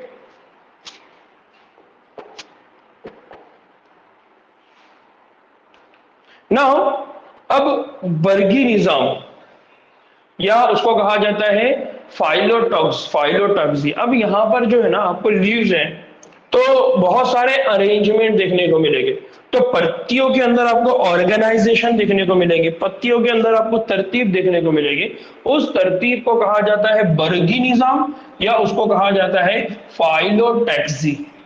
क्या कहा जाता है इसको, फाइलोटैक्सी। तो यहाँ पर एक और कंसेप्ट है कि जो लीव्स है उनके अरेंजमेंट, उनकी तरतीब किस तरह से होती है। तो तने या शाखों पर, तनों की बात करो या शाखों की बात करो, उस पर जितने भी लगे हुए पत्ते हैं, तो पत्तों की जो तरतीब होती है उसके नमूनों को या उसकी स्टडी को, उसको कहा जाता है वर्गी निजाम या उसको क्या कहा जाता है, फाइलोटैक्सी। तो फाइलोटैक्सी का मतलब क्या होता है, जो पत्ते हैं उनकी अरेंजमेंट, उनकी तरतीब तने के ऊपर और शाखों के ऊपर किस तरह से है, उसको कहा जाता है फाइलोटैक्सी या उस स्टडी को कहा जाता है फाइलोटैक्सी या वर्गनिज्म। ये आमतौर पर 3 किस्म की होती है। कितने टाइप की होती है, 3 किस्म की होती है। कौन कौन सी होती है, तो इसमें एक होती है अल्टरनेट या मुतबादिल। एक कौन सी वाली होती है, अल्टरनेट वाली या मुतबादिल, यानी चाइना रोज। इसकी मिसाल कौन है, चाइना रोज। आपको इसी मिसालें याद रखना है।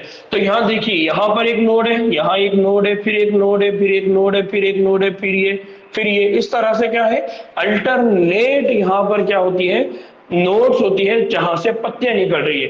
तो इस तरतीब में क्या होता है, इस तरतीब में एक नोड से एक पत्ती एक तरफ निकलती है और दूसरी मुत्तसल नोड से दूसरी पत्ती दूसरी तरफ निकलती है। जैसे चाइना रोज या गड़हल, सरसों और सूरजमुखी में हमको ये देखने को मिलती है। तो यहाँ पर 3 नाम याद रखना है आपने, किसके किसके अंदर, चाइना रोज या उसी को कहा जा रहा है गड़हल सरसों, और सूरजमुखी का पौधा, उसको आपने याद रखना है। वहां पर जो जो वर्गी निजाम होता है या वहां जो फाइलोटॉक्सी होती है, वो फाइलोटॉक्सी किस टाइप की होती है, अल्टरनेट टाइप की ना। उसी के बाद है दूसरा जिसको कहा जाता है अपोजिट। कौन सी वाली वाला है? अपोजिट, मुखालिफ सिमत में। तो ये जो अपोजिट तरतीब है, इस अपोजिट तरतीब में क्या होता है, यहाँ तने की हर नोड से पत्तियों का एक जोड़ा इस तरह निकलता है कि एक पत्ती एक तरफ तो दूसरी पत्ती दूसरी तरफ, यानी उसकी क्या होती है, मुखालिफ सिमत में होता है। इस तरह से आपको किसमें देखने को मिलेगा? कैल्टोप्सिस, कैलोट्रोप्सिस। कहा देखने को मिलेगा? कैलोट्रोपिस और अमरूद के पौधे में, कैलोट्रोपिस में और अमरूद के दरख्तों में। तो आप आमतौर पे आपके घर में, आपके घर के तरफ कुछ झाड़ अगर लगे होंगे तो उन झाड़ों को जाकर देखिए। अगर आप वहां जाके देखेंगे तो आपको ढूंढना है कि इन तीनों में से कौन सा अरेंजमेंट है। अगर वहां पर आपके घर के बाहर बबूल के कांटे वाला दरख्त क्यों ना हो, आप उसको जाकर देखिए। आपके घर में अगर जामुन का दरख्त लगा है, जाम का दरख्त लगा है, उसके पत्तों को देखिए, तो आपको कंसेप्ट यहाँ पर क्या हो जाएगा, क्लियर हो जाएगा। तो मेरी गुजारिश है कि प्रैक्टिकली आपके घर के अंदर जो भी प्लांट लगे हुए उनके पत्तों का अरेंजमेंट, तरतीब कैसी है, उसको देखिए। इंशाल्लाह ये पॉइंट आपके जहन में क्लियर हो जाएगा। फिर अगर एक नोड से दो से ज्यादा पत्तियां निकले और तने के चारों तरफ एक घेर बना ले, तो उस तरतीब को कहा जाता है वोल्ड। क्या कहा जाता है? वेरल्ड। या यहां पर देखिए उन्होंने उसमें क्या लिखा हुआ है, या ना हम यहाँ नॉर्मली कहते हैं वोल, होल, तो यहाँ होगा ना वोल, तो यहाँ होगा ना वेरल्ड। क्या लिखा उन्होंने? वेरल्ड। या उसको क्या कहते हैं? चक्रदार, गोल गोल, है ना, याद रखना है यहाँ पर। जैसे स्टोनिया, क्या कहा जाता है उसको? स्टोनिया, विरल, चक्रदार। तो इस तरह से यहाँ पर क्या है, अरेंजमेंट है। तो तीन तरह की अरेंजमेंट हमको देखने को मिलेगी, अल्टरनेट, अपोजिट एंड विरल। कौन से देखने को मिलेगी? विरल्ड।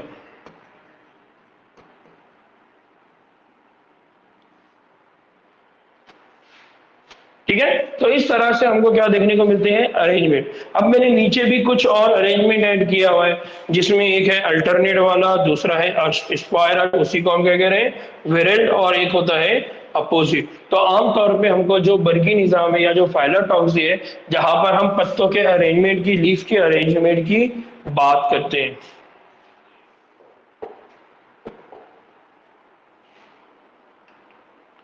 ना हो, अब पत्तियों की तादील की हम बात कर रहे हैं, पत्तियों के अंदर होने वाले चेंजेस की हम बात कर रहे हैं कि किस तरह से। तो हमने हर जगह एक बात देखी है कि जिस भी साख्त को, जिस भी ऑर्गन को या जिस भी पार्ट को कोई काम करना हो और उसको अपने काम को अंजाम देना है, तो वो अपने काम को अंजाम देने के लिए किसी भी तरह से अपने अंदर क्या करता है? मॉडिफिकेशन लाता है, तब्दीली लाता है, और उस काम को अंजाम देने की क्या करता है? कोशिश करता है। पत्ते भी क्या काम अंजाम देते हैं? पत्ते मेनली जो काम अंजाम देते हैं वो फोटोसिंथेसिस का काम अंजाम देते हैं, ग़िज़ा बनाने का काम अंजाम देते हैं, ताकि पूरे प्लांट के जिस्म को, पूरे प्लांट के हर पार्ट को क्या मिले? ग़िज़ा मुहैया हो। तो अब अगर पत्तों की बात करें, तो मॉडिफाइड लीव्स की अगर बात करें या पत्तियों की तादील की बात करें, तो हम ये कहते हैं कि पत्तियों का जो अहम काम है वो क्या है? ज़ियाई तरकीब है, ज़ियाई तालीफ है, शुआई तरकीब है, फोटोसिंथेसिस का अमल है। लेकिन बाज पौधों में ये जो पत्ते होते हैं, ये पत्ते अपनी जरूरियात के लिहाज से क्या करते हैं? दीगर काम भी क्या करते हैं? अंजाम देते हैं। फिर इन पत्तियों की इन काम को अंजाम देने के लिए क्या होगा? साख्त के अंदर क्या देखने को मिलेगी? मुख्तलिफ तब्दीलियां होती है। तब हम इन ऐसे पौधों को क्या कहते हैं? मुतबला पौधे या मॉडिफाइड लीव्स। ठीक है, मटर के पौधों में फॉर एग्जाम्पल, अगर मटर के पौधों की अगर बात करें, जो पी प्लांट है, मटर के पौधों में पत्ते एक डोरे की शक्ल में तब्दील हो जाते हैं, जिन्हें लीफ टेंड्रिल कहते हैं। क्या कहते हैं हम उनको? Leaf tendrils. ये जो देखने को मिल रहा है ना, तो ये लीफ टेंड्रिल है। बेसिकली ये कौन है? ये लीफ है, ये पत्ते हैं, लेकिन इन्होंने अपनी साख्त को क्या कर दी है? तब्दील कर दी है। फिर या कैक्टस में पत्ते कांटों में तब्दील हो जाते हैं। जो कैक्टस होता है, जिसको अक्सर हम जो रेगिस्तानी दरख्त के तौर पर हम समझते हैं, या हम कहते हैं कि वो रेगिस्तान में ही उसकी ग्रोथ होगा, तो वो रेगिस्तान के अंदर जो ग्रो होने वाला जो दरख्त है, उसके अंदर लीव्स क्या होते हैं? मॉडिफाई होते हैं, और वो क्या बनाते हैं? स्पाइन, या वो क्या बना देते हैं? थॉर्न। वो क्या बना देते हैं, थॉर। तो इसी तरह का स्ट्रक्चर हमने स्टेम के अंदर भी पढ़ा। स्टेम के अंदर भी हमने पढ़ा कि वो थॉर बना देते हैं, स्पाइन बना देते हैं। उसके अंदर जो एग्जाम्पल, जो प्लांट का नाम पढ़ा था हमने, किसी को याद है क्या? किसी को वो नाम याद है जी? सना, अलीजा, शायान, फातिमा, निखत, इब्तिसाम, दानिश, आयशा, अक्सा जी, महक, बोगनविला है। क्या नाम था उसका? बोगनविला है। उसके अंदर याद रखिए कि यहाँ पर भी स्टेम है, यहाँ पर भी थॉर्न है, यहाँ पर भी स्पाइन है, यहाँ पर भी कांटे हैं। लेकिन ये कांटे कहाँ पर बन रहे हैं? ये पत्तियों पर बन रहा है। उसकी एग्जाम्पल कौन है? उसकी एग्जाम्पल याद रखना है, कैक्टस। कंफ्यूज नहीं होना, ठीक है ना? हो जो पौधे की क्या करता है, हिफाजत करते हैं। फिर प्याज और लहसुन, प्याज और जो लहसुन, उनके अंदर आपको क्या देखने को मिलता है? गुदास, फ्लैशी, यानी नरम नरम। तो ये जो पत्तियां है ये क्या करती है? ग़िज़ा जमा करने का क्या करती है? काम करती है। तो बेसिकली ये जो फ्लैशी, ये कौन है? ये पत्तियां है, और इन पत्तियों ने क्या करके रखा हुआ है? ग़िज़ा जमा करके रखा हुआ है। तो जो ओनियन होता है हमारा, जो हमारी प्याज होती है, और जो लहसुन है, ये भी कौन है? ये भी मॉडिफाइड लीव्स की, पत्तियों की तादील की शक्ल की क्या है? एग्जाम्पल है, मिसाल है। फिर कुछ पौधे ऐसे, जैसे ऑस्ट्रेलियन एक्शिया। ऑस्ट्रेलियन एक्शिया में जो पत्तियां होती है वो बहुत छोटी और कम उम्र होती है, लेकिन इनके जो पेटियोल होते हैं वो चपटे होते हैं, और चपटे होकर सब्ज रंग के हो जाते हैं, और ग़िज़ा बनाने का वो क्या करते हैं? काम अंजाम देते हैं, जिससे कीड़े खोर पौधे के पत्ते, जैसे पीचर प्लांट और वेंस फ्लाई ट्रैप में क्या होता है? मुतबदा पत्तियां है। तो वेंस फ्लाई ट्रैप और पिचर प्लांट, ये जो प्लांट है, इन ये कौन है? ये कीड़े खोर है। और इन कीड़े खोर के अंदर क्या होता है? जो लीफ है वो चपटे हो जाते हैं, ताकि जो भी कीड़े हैं वो इजीली उनको क्या कर सके? खा सके, उनका वो हजम कर सके, या एक तरह से हम कहेंगे उनको ट्रैप करना है, उनको पकड़ना है। इसलिए वहां पर जो लीफ है वो मॉडिफाई हो जाती है, और मॉडिफाई होकर वो अपना काम अंजाम देगी। तो इस तरह से क्या होता है? हमको पत्तियों के अंदर भी क्या देखने को मिलती है? मॉडिफिकेशन। नाउ बच्चों, मैंने इससे पहले भी कहा कि इससे पहले वाला जो सबक था हमारा, उसको और उसके बाद ये सबक की शुरुआत करने का मकसद ये था कि वहां पर जब हमने बायोलॉजिकल क्लासिफिकेशन के अंदर algae, bryophyte, pteridophyte, angiosperm, gymnosperm, या जिम्नोस्पर्म के बाद एंजियोस्पर्म, वो जो साख्ते हमने पढ़ा, फिर उसके बाद हमने मॉर्फोलॉजिकल प्लांट की देख रहे हैं। तो हम ये बेसिकली देखना ही चाह रहे हैं कि प्लांट्स के अंदर किस तरह से वेरिएशन हमको देखने को मिलता है, कौन कौन से पार्ट्स है जो, तो वो आपको लिंक करके याद रखना है, ताकि आपको आगे एग्जाम में क्या हो? आसानी हो।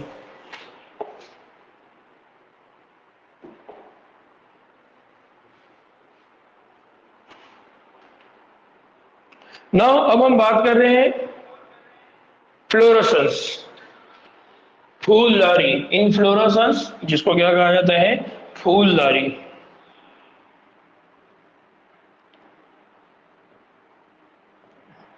द इनफ्लोरेसेंस, और जिसको क्या कहा जाता है? फूलदारी।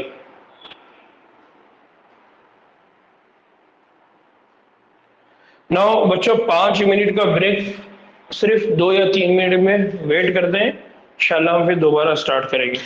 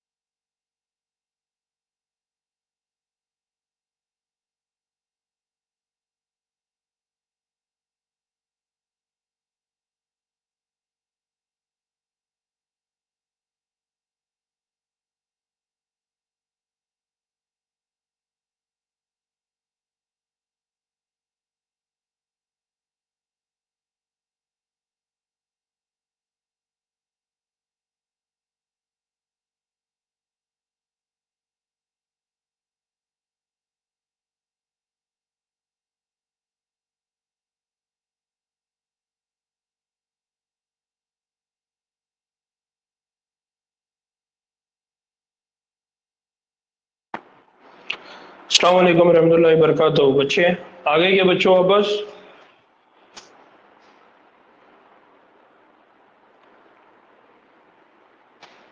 ना हम बात कर रहे हैं इन्फ्लोरेसेंस और फूलदारी कि जो फूल होते हैं या जो फ्लावर्स होते हैं। तो हमने पहले जड़ों की बात की है, फिर तने की बात की है, फिर पत्तियों की बात करें। अब हम प्लांट के ऊपरी हिस्से में आ गए जहां पर हम बात करने वाले हैं फूलदारी की। तो फूल असल ये जो है ये असल शाख की एक मुतबदला शक्ल है, यानी शाख मतलब तने की यहाँ पर बात हो रही है, उसकी ब्रांच की बात हो रही है। तो उसका क्या है, एक तब्दील शुदा शक्ल है। ये क्या है, फूल असल में शाख की एक मुतबदला शक्ल है जो तौलीदी अफ़आल अंजाम देने का क्या करती है, मुख्तस है। तो हमने जैसे ही, अगर आपको याद होगा तो हमने एंजियोस्पर्म की जब बात किए थे तो एंजियोस्पर्म में हमने यही कहा था कि उनके जो तौलीदी अज़ा है वो तौलीदी उज़ू के ऊपर प्रोटेक्शन है, कवरिंग है, हिफाजत है। और वो किस फॉर्म में की जा रही है, किस शक्ल में की जा रही है, फूल की। पौधे की शाख पर फूलों की जो तंजीम होती है उसको कहा जाता है फूलदारी। तो जो पौधे हैं उसकी जो ब्रांचेस है, उन ब्रांचेस के ऊपर जब फूलों की बहुत सारी ब्रांच, बहुत सारी ऑर्गेनाइजेशन होती है, तंजीम होती है, बहुत सारे एक जगह आते हैं या एक जगह बंच के दिखाई देते हैं तो उसको कहा जाता है फूलदारी। और जहां शाख का एपेकल मेरिस्टेम, कौन सा मेरिस्टेम, अपाइकल, यानी जो ऊपर जा रहा है। और जो फूल यानी फ्लोवर, फ्लोरल, उसको क्या कहा जाता है, फ्लोरल मेरिस्टेम। एक कौन सा स्टेम है, एक है जिसको कहा जा रहा है अपाइकल मेरिस्टेम।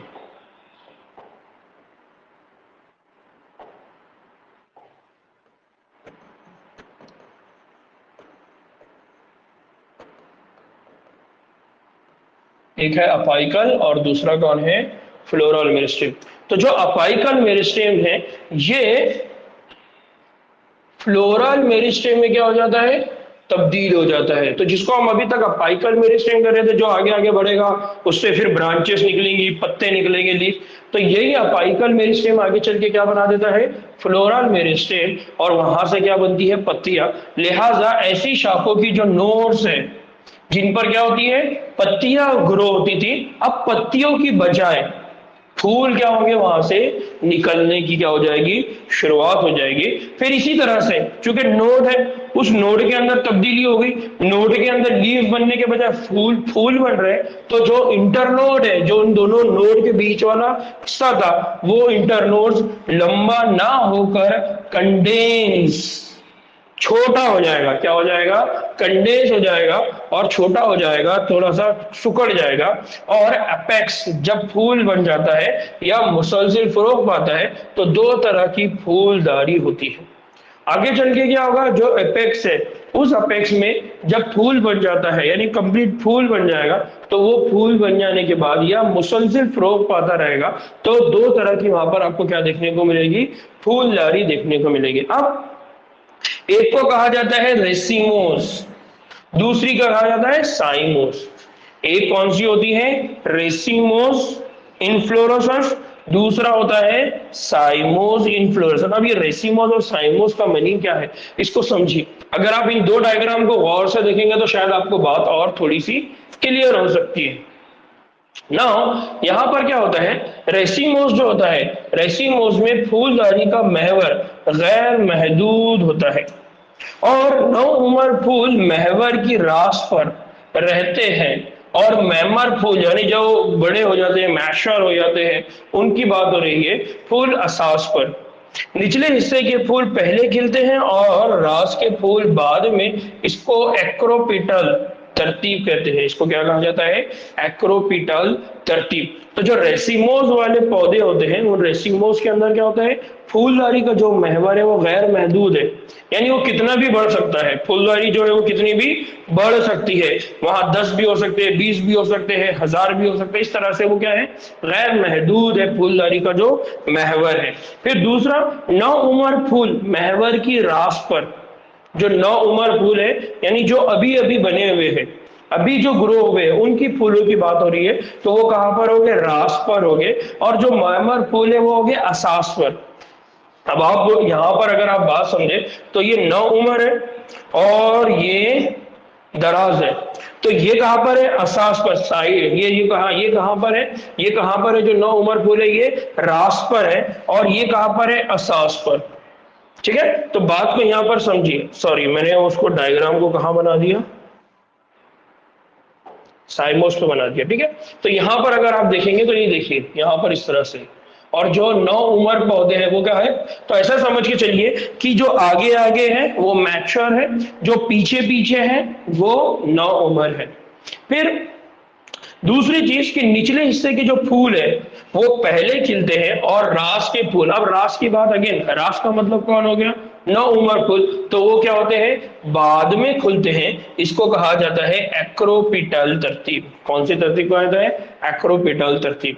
फिर साइमोस में अगर बात करें तो फूलदारी का जो महवर है वो महदूद तौर पर नमू पाता है। ये साइमोस में देखिए यहाँ पर फूलदारी जो है वो बहुत महदूद तौर पर है। इस पर एक फूल तैयार होता है जिसकी वजह से इसकी नमी रुक जाती है। फिर नौ उमर फूल असास, अब देखिए यहाँ जो नौ उमर फूल था वो कहाँ था? रास पर। यहाँ पर जो नौ उमर फूल है वो कहाँ पर है? असास पर जानिब। और मैमर फूल है वो रास की तरफ तैयार होता है। यानी फूलों के खिलने का जो तरीका है वो बेसिपिटल, कौन सा वाला है? बेसिपिटल वाला होता है। यानी जो पेटल्स है, ये वाला जो स्ट्रक्चर है ना, ये वाला, ये बेसिपिटल इस तरह से ओपन हो रहा है। यहाँ पर कौन सा है? एक्रोपिटल, यानी ये इस तरह से ओपन हो रहा है सिर्फ। ये बेसिपिटल है इस तरह से पूरा, एक इस तरह का और एक इस तरह का। तो यहाँ पर याद रखना है कि एक जो है वो रेसिमोस है और दूसरा कौन सा है? साइमोस है। रेसिमोस और साइमोस, इनके जो नाम पढ़ रहे उस नाम को आप समझिए। रेसिमोस नाम क्यों पड़ रहा है और साइमोस इनका नाम क्यों हो रहा है? तो इनके पास जो इनफ्लोरोसेंस है, जो बहुत सारी फूल की पत्तियां है, उनके अंदर नौ उम्र पौधों की कंडीशन कहां पर है, और जो मैच्योर्ड है, जो हम बोलते हैं ना मेमार कौम या मेमर फूल है, जो बड़ी उम्र के हैं, उनकी कहां पर जगह है उसको समझिए। हम क्या कह रहे हैं? हम जब कहते हैं कि यहां पर हम दो तरह के फूल की बात कर रहे हैं। एक हम ये कह रहे हैं कि नौ उम्र, नौ उम्र का मतलब जो है जो अभी अभी बना हुआ है। दूसरा हो या मेमर, यानी हम उनकी बात कर रहे हैं जो मैच्योर्ड है, जो फ्लावर है या जो पुराने हैं। तो हम यह कह रहे हैं कि जो न्यू है और जो ओल्ड है। ठीक है, इस तरह से। दूसरा, जब हम महवर के ऊपर बात करते हैं तो महवर के ऊपर की नौ उम्र की अगर हम बात करेंगे तो ये रास पर हो गए, और ओल्ड की अगर बात करेंगे तो ये कहा हो गए? असास पर। ये कंडीशन किसमें हो रही है? ये कंडीशन हो रही है रेसिमोज में, यहां पर ये कंडीशन हो रही है। अब रास और असास का मतलब क्या होता है? हम जब भी कहते हैं असास यानी बुनियाद की, जो एक्चुअल पोर्शन है उसकी बात हो रही है, तो रास पर यानी जो जैसे जैसे आगे बढ़ना है तो आगे बढ़ते वक्त कौन से वाले फूल आ रहे हैं? नौ उम्र वाले। और पीछे पीछे कौन है? ओल्ड। तो जैसा जैसे ये टहनी आगे बढ़ेगा तो टहनी के आगे बढ़ते वक्त आगे जो रहेंगे वो नौ उम्र पौधे नौ उम्र फ्लावर बनते रहेंगे, और जो ओल्ड रहेगा वो ओल्ड फिर खुलता जाएगा, यानी वो खिलता चला जाएगा। तो जो खिला हुआ पौधा है वो हमको कहाँ दिख रहा है? जो खिला हुआ पौधा है वो असास पर, और जो नौ उम्र पौधा है वो कहाँ देखने को मिल रहा है? रास पर। लेकिन साइमोस के अंदर अगर हम बात करेंगे तो उसके अंदर हमको क्या देखने को मिलता है? इसका उल्टा। जो नौ उम्र पौधे होते हैं, जो फूल होते हैं, वो कहाँ देखने को मिलते हैं? असास पर। कहाँ देखने को मिल रहा है? असास पर। और जो तैयार शुदा या मेमार फूल है वो हमको कहाँ देखने को मिल रहा है? रास पर, यानी असल साख के ऊपर, या हमको पहले जो देखने को मिल रहा है। तो इस तरह से ये दो तरह की अरेंजमेंट होती है जिसको कहा जाता है एक्रो पीटल, और दूसरी जो होती है वो कौन सी होती है? बेसिपिटल। ठीक है, देखिए यहां पर हम बात कर रहे हैं ना, फॉर एग्जांपल जैसे यहां पर नौ उम्र, अगर साइमोस के डायग्राम बहुत ज्यादा क्लियर है, इसलिए साइमोस में अगर हम बात कर रहे हैं तो इसमें हम क्या करें कि जो नौ उम्र फूल है वो नौ उम्र फूल कहां पर है? असास की जानिब, ये है देखिए। और अगर हम मेमर फूल की बात करें तो वो कहां पर है? रास की तरफ। ठीक है, रास और असास।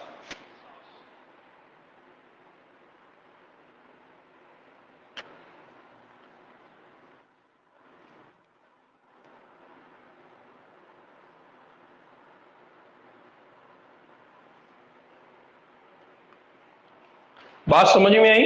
रास, यहां पर जो रास ये जो वर्ड हो रहा है, ये रास कहां पर इस्तेमाल हो रहा है? अपेक्स, यानी ये जो ऊपर वाला पोर्शन है, जो चूटी वाला पोर्शन है, जो सबसे ऊपर वाला पोर्शन है, उसको वो क्या कर रहा है? अपेक्स। उसको वो क्या कर रहा है? अपेक्स। और असास का मतलब क्या है? असास का मतलब है बुनियाद। तो फॉर एग्जाम्पल यहां से ये निकला, ये उनकी बुनियाद है। तो उस बुनियाद पे ये जो बन रहा है, ये नौ उम्र है। और असास पे यानी अपेक्स पर, उसकी चूटी पे जाके जो बन रहा है वो कौन है? मेहमान। तो यहां पर ये जो अरेंजमेंट है, इनमें क्या है? अलग है। इनमें क्या होता है? इनमें ये जो रास है, इनमें जो रास है, इनमें जो अपेक्स है, यहां वाली कंडीशन में वहां पर कौन है? वहां पर है नौ उम्र पौधा। और जो पीछे वाली कंडीशन है, ये पीछे वाला जो फ्लावर है, ये देखिए, ये पीछे वाला जो फ्लावर है, ये कौन है? Old flower. तो इस तरह से ये दो अरेंजमेंट है, एक को कहा जाता है एक्रोपिटल और दूसरे को कहा जाता है बेसिपिटल अरेंजमेंट। बात समझ में आई? यहां पर किसी को कोई बात ऐसी है जो नहीं समझ में आ रही है? फिर से ठीक है, तो आप थोड़ा सा उसके कंसेप्ट को अगर समझ लेंगे तो आपको बात क्लियर होगी। एक है रास मतलब अपेक्स, असास मतलब बुनियाद, पीछे और आगे। तो आगे आगे कौन है? पीछे पीछे कौन है? आगे आगे अगर नौ उम्र पौधा है और पीछे कौन है? मैमार उम्र या ओल्ड है या बूढ़ा वाला है, तो वो कौन सा कंसेप्ट है? वो कंसेप्ट है रेसिमोस का। और अगर आगे आगे ओल्ड है, मैच्योर्ड है, पीछे पीछे नौ उम्र है, तो वो किसका है? साइमोस का। ठीक है जी। स्क्रीन दिखाई दे रही है मेरी क्लियर? स्क्रीन ब्लैंक हुई है क्या?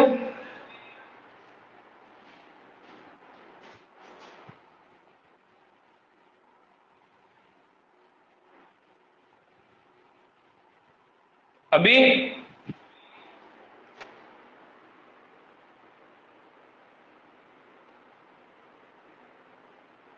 आपको स्क्रीन दिखाई दे रही है ना? क्योंकि मेरी स्क्रीन मेरे को नहीं दिखाई दे रही है। आप लोगों को अगर दिखाई दे रही है तो बताइए मेरे को कि दिख रही है। ओके ठीक, चलिए ठीक है। मेरे वाले दूसरे मोबाइल पे वो मेरे को दिखाई नहीं दे रही, शायद नेटवर्क का प्रॉब्लम आया होगा।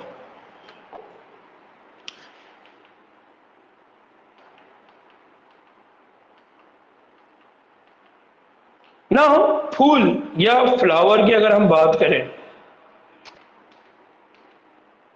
फूल की अगर हम बात करें तो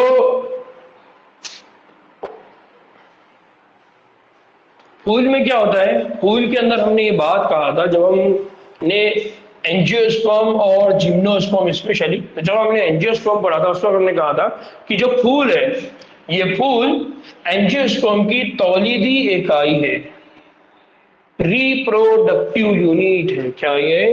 रिप्रोडक्टिव।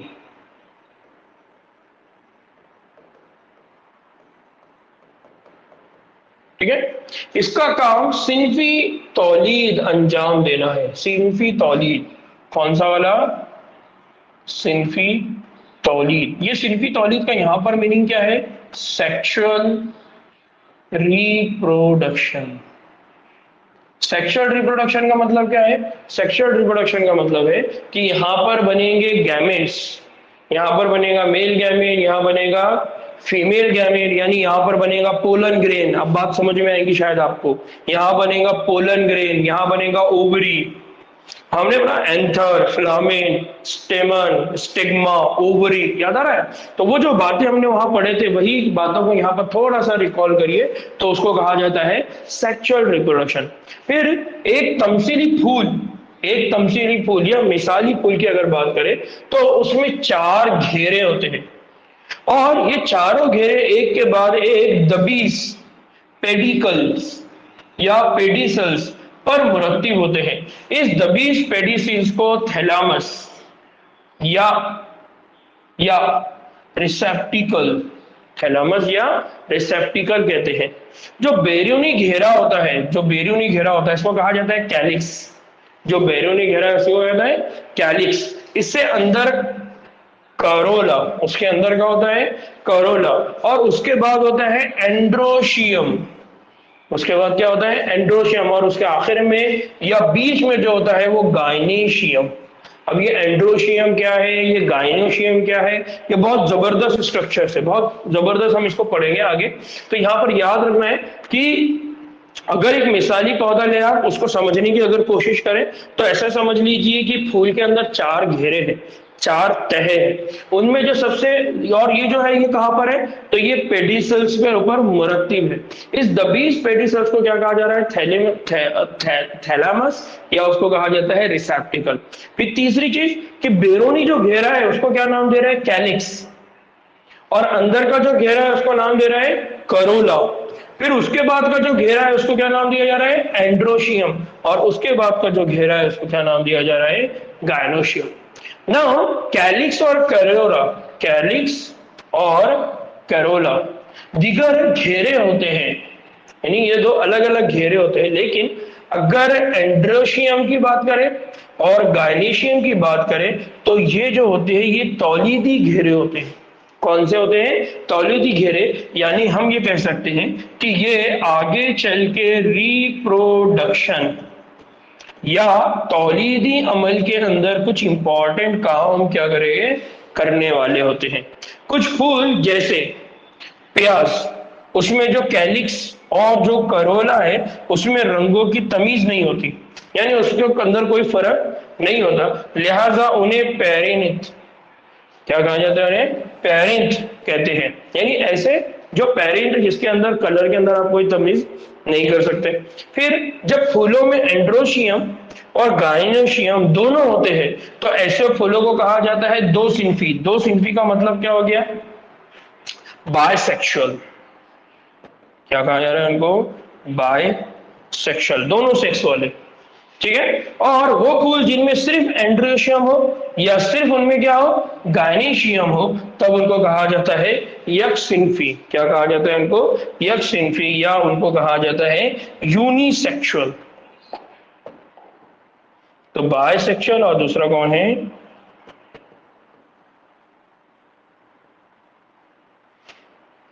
और भी दो वर्ड इस्तेमाल होते हैं, एक होता है डायोशियस और एक होता है मोनोशियस। एक वर्ड और होता है जिसको कहा जाता है डायोशियस और मोनोशियस, भी लफ्ज इनके आगे यूज होता है। तो यहाँ पर याद रखना है एंड्रोशियम, गाइनोशियम ये तौलीदी घेरे होते हैं, या ये बहुत इंपॉर्टेंट स्ट्रक्चर है जो क्या करते हैं, रिप्रोडक्शन के अमल में, तौलीदी अमल में क्या करते हैं, हिस्सा लेते हैं।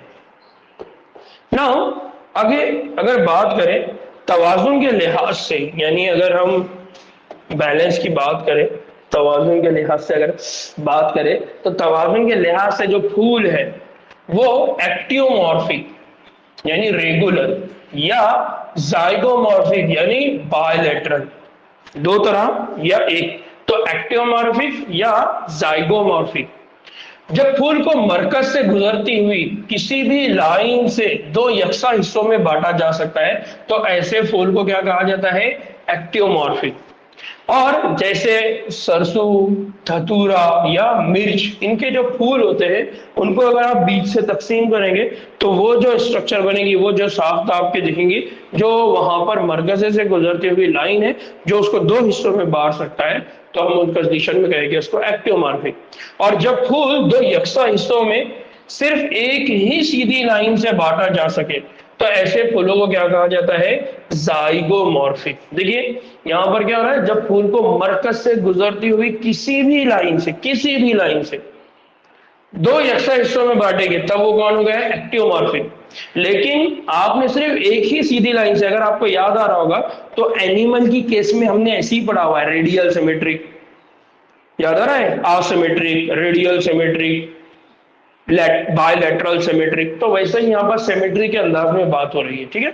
मसलन अगर मटर के पौधे की बात करें, गुलमोहर की बात करें, सेम वगैरह की अगर बात करें तो इनके जो होती है वो एक ही लाइन से, और अगर फूल को किसी भी सीधी लाइन से दो यकसा हिस्सों में बांटना मुमकिन ना हो तो ऐसे फूल को क्या कहते हैं, गैर मुतशाकिल, या उसको क्या कहते हैं, असिमेट्रिक, या उसको क्या कहते हैं, और इर्रेगुलर, जैसे गुले तस्बीह।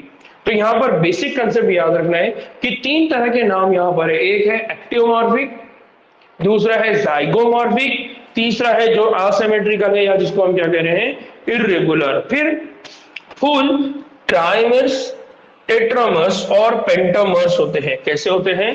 ट्राइमर्स, पेंटामर्स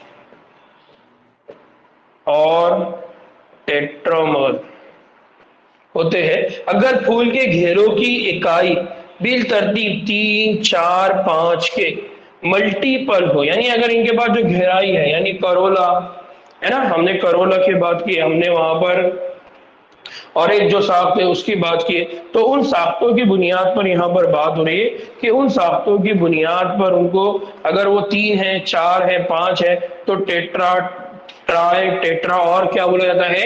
पेंटामर्स उनको कहा जाता है। अगर अगर ब्रैकेट यानी सुखड़ी पत्ती जो पेडिसल के निचली सतह पर पाई जाती है तो वो मौजूद है, तो फूल ब्रैकेट, ब्रैकेटियर, और अगर ना हो तो अब्रैकियर। क्या? एब्रैकिएडिया और ब्रैकेडिया में क्या होगा? डिवाइड होगा ना बच्चों। शायद अब आपको मैं डायग्राम बताऊंगा तो आपको ये बातें और क्लियर होगी। जैसे यहाँ पर फूल के हिस्सों की अगर बात करें तो यहाँ पर देखिए ये बहुत सारे फूल के हिस्सों की क्या है? पोजीशन है। यहाँ पर ये बहुत सारे हिस्से हैं, उनके अलग अलग पोजीशन है। तो अब उनको हम आगे चल के हाइपोगाइनस, पैरागाइनस, एपिगाइनस इस तरह के साख्तों में क्या कर सकते हैं? बात कर सकते हैं। तो जो अभी हमने कहा कि इनके पास क्या होता है? करोला होता है, फिर इनके पास गाइनोशियम होता है, फिर इनके पास क्या होता है? एंड्रोशियम होता है, और इसी तरह से इनके पास क्या होते हैं? कैलिक्स। तो ये जो अलग अलग शक्लें होती हैं, उन अलग अलग शक्लों का किस तरह से उनके पास अरेंजमेंट होता है। तो यहाँ पर देखिए ये जो फ्लावर है ना, इस फ्लावर के अंदर देखिए ये है पेडिकल। ना उस बात को मैं यहाँ थोड़ा सा समझा देता हूँ ताकि आपको बात समझ में आए कि हम किसकी बात कर रहे हैं। तो जो अलग अलग पार्ट्स की बात हो रही थी फ्लावर की, वहां पर हम इसको आगे भी देखने वाले हैं, लेकिन आपके बात जहन में क्लियर हो जाए इसलिए बता रहा हूँ। एक है पेडिकल्स यानी जहां पर फूल लगा हुआ है, दूसरा है कैलिक्स, ये वाला हिस्सा, यानी फ्लावर के नीचे जो इस तरह का शाख दिखाई देती है उसको कहा जाता है कैलिक्स। फिर ये जो पत्तियों की तरह दिखने वाली शाख है उसको क्या कहा जाता है? कोरोला। ये जो होती है ना, जो फूल की जो पत्तियां होती है खुलने के बाद, उसको क्या कहा जाता है? कोरोला। फिर इस कोरोला के अंदर क्या होता है? एंड्रोशियम। अगर आप इस एंड्रोशियम को देख रहे होंगे तो आपको एक बात याद आ रही होगी कि ये वाला जो हिस्सा है ये है एंथर, और ये वाला जो हिस्सा है ये है फिलामेंट। इसका मतलब एंड्रोशियम ये क्या है? एंड्रोशियम ये नर तौलीदी अज़ू। ये कौन हो गया? नर तौलीदी उज़ू। उसको यहाँ पर क्या बोला जा रहा है? एंड्रोशियम। इसी तरह से दूसरा जो पार्ट है ये वाला, यहाँ पर ये कौन है? गायनोशियम। अगर आपको याद आ रहा होगा तो हमने यहाँ पर स्टिग्मा, स्टाइल और ओवरी, है ना। तो इसका मतलब ये कौन हो गया? ये हो गया मादा तौलीदी अज़ू। ये कौन हो गया?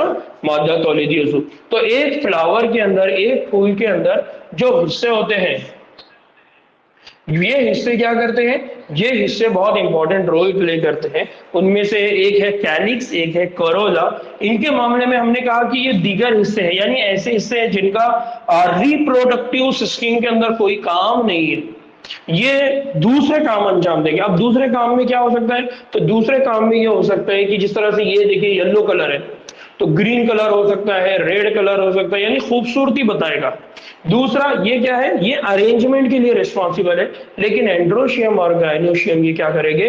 नर तौलीदी उज़ू यानी मेल रिप्रोडक्टिव सिस्टम, और ये फीमेल रिप्रोडक्टिव सिस्टम यानी मादा तौलीदी उज़ू बनाएंगे, जिनको हमने एंजियोस्पर्म के केस में कहा था कि उनके पास जो तौलीदी उज़ू होते हैं उसको बहुत हिफाजती शक्ल में रखा जाता है। वो हिफाजती शक्ल असल में कौन होती है? फूल होती है। ठीक है, तो ये बेसिक कंसेप्ट था जिसको हम आगे और रिपीट, यानी इन्हीं बातों को हम आगे वन बाय वन इन सारी चीजों को देखने वाले हैं। लेकिन चूंकि इससे पहले जो हम बेसिक कंसेप्ट पढ़ रहे थे वहां पर कोई डायग्राम ऐड नहीं थी, तो मेरे को लगा कि वो कंसेप्ट शायद आपको थोड़ा मुश्किल जाएगा। यानी ये जो बातें हमने यहाँ पर फ्लावर की फूल की जो बात की कि उसके पास पेडिकल होता है, फिर यहाँ पर जो चार घेरे हैं उन चार घेरों की अगर हम बात करें तो एक कैलिक्स होता है, एक कोरोला होता है और एंड्रोशियम और गायनीशियम होता है। फिर इसी एंड्रोशियम और गायनीशियम अगर दोनों जगह हो तो दो सिंपी का मतलब क्या हो जाएगा, बायसेक्सुअल, यानी वहां पर दोनों भी है, मेल रिप्रोडक्टिव सिस्टम भी है, फीमेल रिप्रोडक्टिव सिस्टम है, नर तौलीदी अजू भी है, मादा तौलीदी उजू भी अगर उस फ्लावर के अंदर है तो वो हो गया बायसेक्सुअल, है ना। यानी अगर आपको याद आ रहा होगा तो एनिमल की केस में हमने क्या कहा था, हर्माफ्रोडाइट, उसके पास फीमेल यानी अर्थवॉर्म की भी हमने जब बात की थी तो अर्थवॉर्म में भी हमने यही कहा था हर्माफ्रोडाइट कि उसके पास दोनों सेक्स होते हैं। फिर इसी तरह से एक फ्लावर होगा उसके पास या तो एंड्रोशियम होगा या फिर उसके पास गायनोशियम होगा, यानी उसके पास कोई एक सेक्स होगा, कोई एक सिंफ होगी, या तो वो नर होगा या तो मादा होगा, तब हम उसको कहते थे यूनिसेक्सुअल। ठीक है ना। हाँ अलीजाबा जी सही बात है कि जो करोला है, करोला ये कैलिक्स क्या करेगा, फ्लावर के अंदर फोटोसिंथेसिस में काम करेगा, और जो करोला होता है ये अट्रैक्शन के लिए रिस्पॉन्सिबल है, क्योंकि हमको मालूम है फ्लावर बेसिकली क्या करते हैं, इन फ्लावर से जो रस मिलता है उस रस से हमारे पास जो इंसेक्ट्स होते हैं या वो एक तो हो गया शहद की मक्खी जो जूस बनाएंगे, दूसरे जो इंसेक्ट्स होते हैं वो पॉलिनेशन में हेल्प करेंगे, है ना, पोलन ग्रेन को ट्रांसफर करने में, पोलन ग्रेन को एक जगह से दूसरी जगह ले जाने में। तो अपने पॉलिनेशन के लिए, अपने रिप्रोडक्शन के लिए, अपनी जनरेशन को बढ़ाने के लिए उन्होंने इस तरह की साख्त बना के रखी है कि कोई भी इंसेक्ट उनसे क्या हो जाए, अट्रैक्ट हो जाए। ठीक, नाउ दूसरी बात, तीसरी बात हमने कहा कि जो फूल होते हैं वो ट्राइमस, टेट्रामस और पेंटामस होते हैं। फिर हमने कहा कि इनके पास जो सुकड़ी पत्ती है या जो पेडिसल है या पेडिसल के निचली सतह पर जो स्ट्रक्चर होती है वो स्ट्रक्चर क्या बनाते हैं, फूल के ब्रैकेट बनाएंगे या ए ब्रैकेट वाला स्ट्रक्चर बनाएंगे, या तो वो प्रेजेंट होंगे ब्रैकेट की तरह या फिर वो एब्सेंट हो गए। ठीक है ना। अब एक और बात अगर हम बात करें कि ओवरी के मुकाबले में, अगर हम ओवरी की बात करें तो ओवरी के मुकाबले में कैलिक्स, करोला, एंड्रोशियम, इनकी पोजीशन के लिहाज से फूल को हाइपोगाइनस, क्या कहा जाता है इनको, हाइपोगाइनस। अब यहां देखिए, यहां पर ये पेडिकल है, उसके बाद ये कैलिक्स, ये करोला, ये एंड्रोशियम, ये गायनोशियम। ठीक है, तो यहां पर ये क्या करें, कैलिक्स, करोला और एंड्रोशियम की पोजीशन के लिहाज से फूल को हाइपोगेनस, पेरीगाइनस और एपिगाइनस कहां पर डिवाइड किया हुआ है, हाइपोगेमस, पेरीगाइनस और एपिगाइनस किस तरह से बयान। अब हाइपोगेमस की बात करें तो इनमें क्या होता है, गायनोशियम सबसे ऊंची पोजीशन पे होता है, जबकि दूसरे घेरे ओवरी के नीचे से निकलते हैं। ये देखिए, ये ओवरी के नीचे से निकल रहे हैं। ठीक है, तो ऊपर कौन है, गायनोशियम। इन फूलों में बैजेदानी यानी ओवरी सुपेरियर कहलाती है, यानी वो बड़ा है, डोमिनेंट है, सबसे आला, इस तरह से सुपेरियर, जैसे सरसों, गुड़हल और बैगन में। फिर अगर गायनोशियम बीच में है और फूल के दूसरे घेरे थैलामस के किनारों पर मौजूद है, यानी अब बात हो रही है पेरीगाइनस की, तब और किनारा ओवरी की आधी ऊंचाई को ढके हुए हो तो ऐसे फूल पेरीगाइनस कहलाते हैं। क्या कहलाते हैं, पेरीगाइनस। और जो ओवरी है वो ovary half inferior, half inferior, inferior मतलब जो दबा हुआ है, दबा हुआ। ठीक है, तो हाफ इंफीरियर मतलब थोड़ा सा दबा हुआ है। तो यहां देखिए, यहां पर जो साफ्ट है ना, यहां पर है कैलिक्स, यहां पर है एंड्रोशियम और ये है करोला और ये है गायनोशियम। तो यहाँ हाफ, इसलिए उसको कहा गया है पेरीगाइनस, जैसे गुलाब, आड़ू और सेब वगैरह में दिखाई देते हैं। फिर एपिगाइनस की अगर बात करें, इसकी बात करें अगर, एपिगाइनस की बात करें तो यहां पर आपको जो देखने को मिलेगा हाइपोगाना ए, बी और सी के अंदर आपको क्या देखने को मिलता है, पेरीगाइनस, यानी ये वाला पूरा। ठीक है। दूसरा है एपिगाइनस। एपिगाइनस में क्या होता है, एपिगाइनस में फूलों में थैलेमस के किनारे ओवरी के चारों तरफ बढ़कर, किधर बढ़कर, ओवरी, ओवरी के चारों तरफ बढ़कर उसे पूरी तरह से क्या कर लेते हैं, ढक लेते हैं और फूल के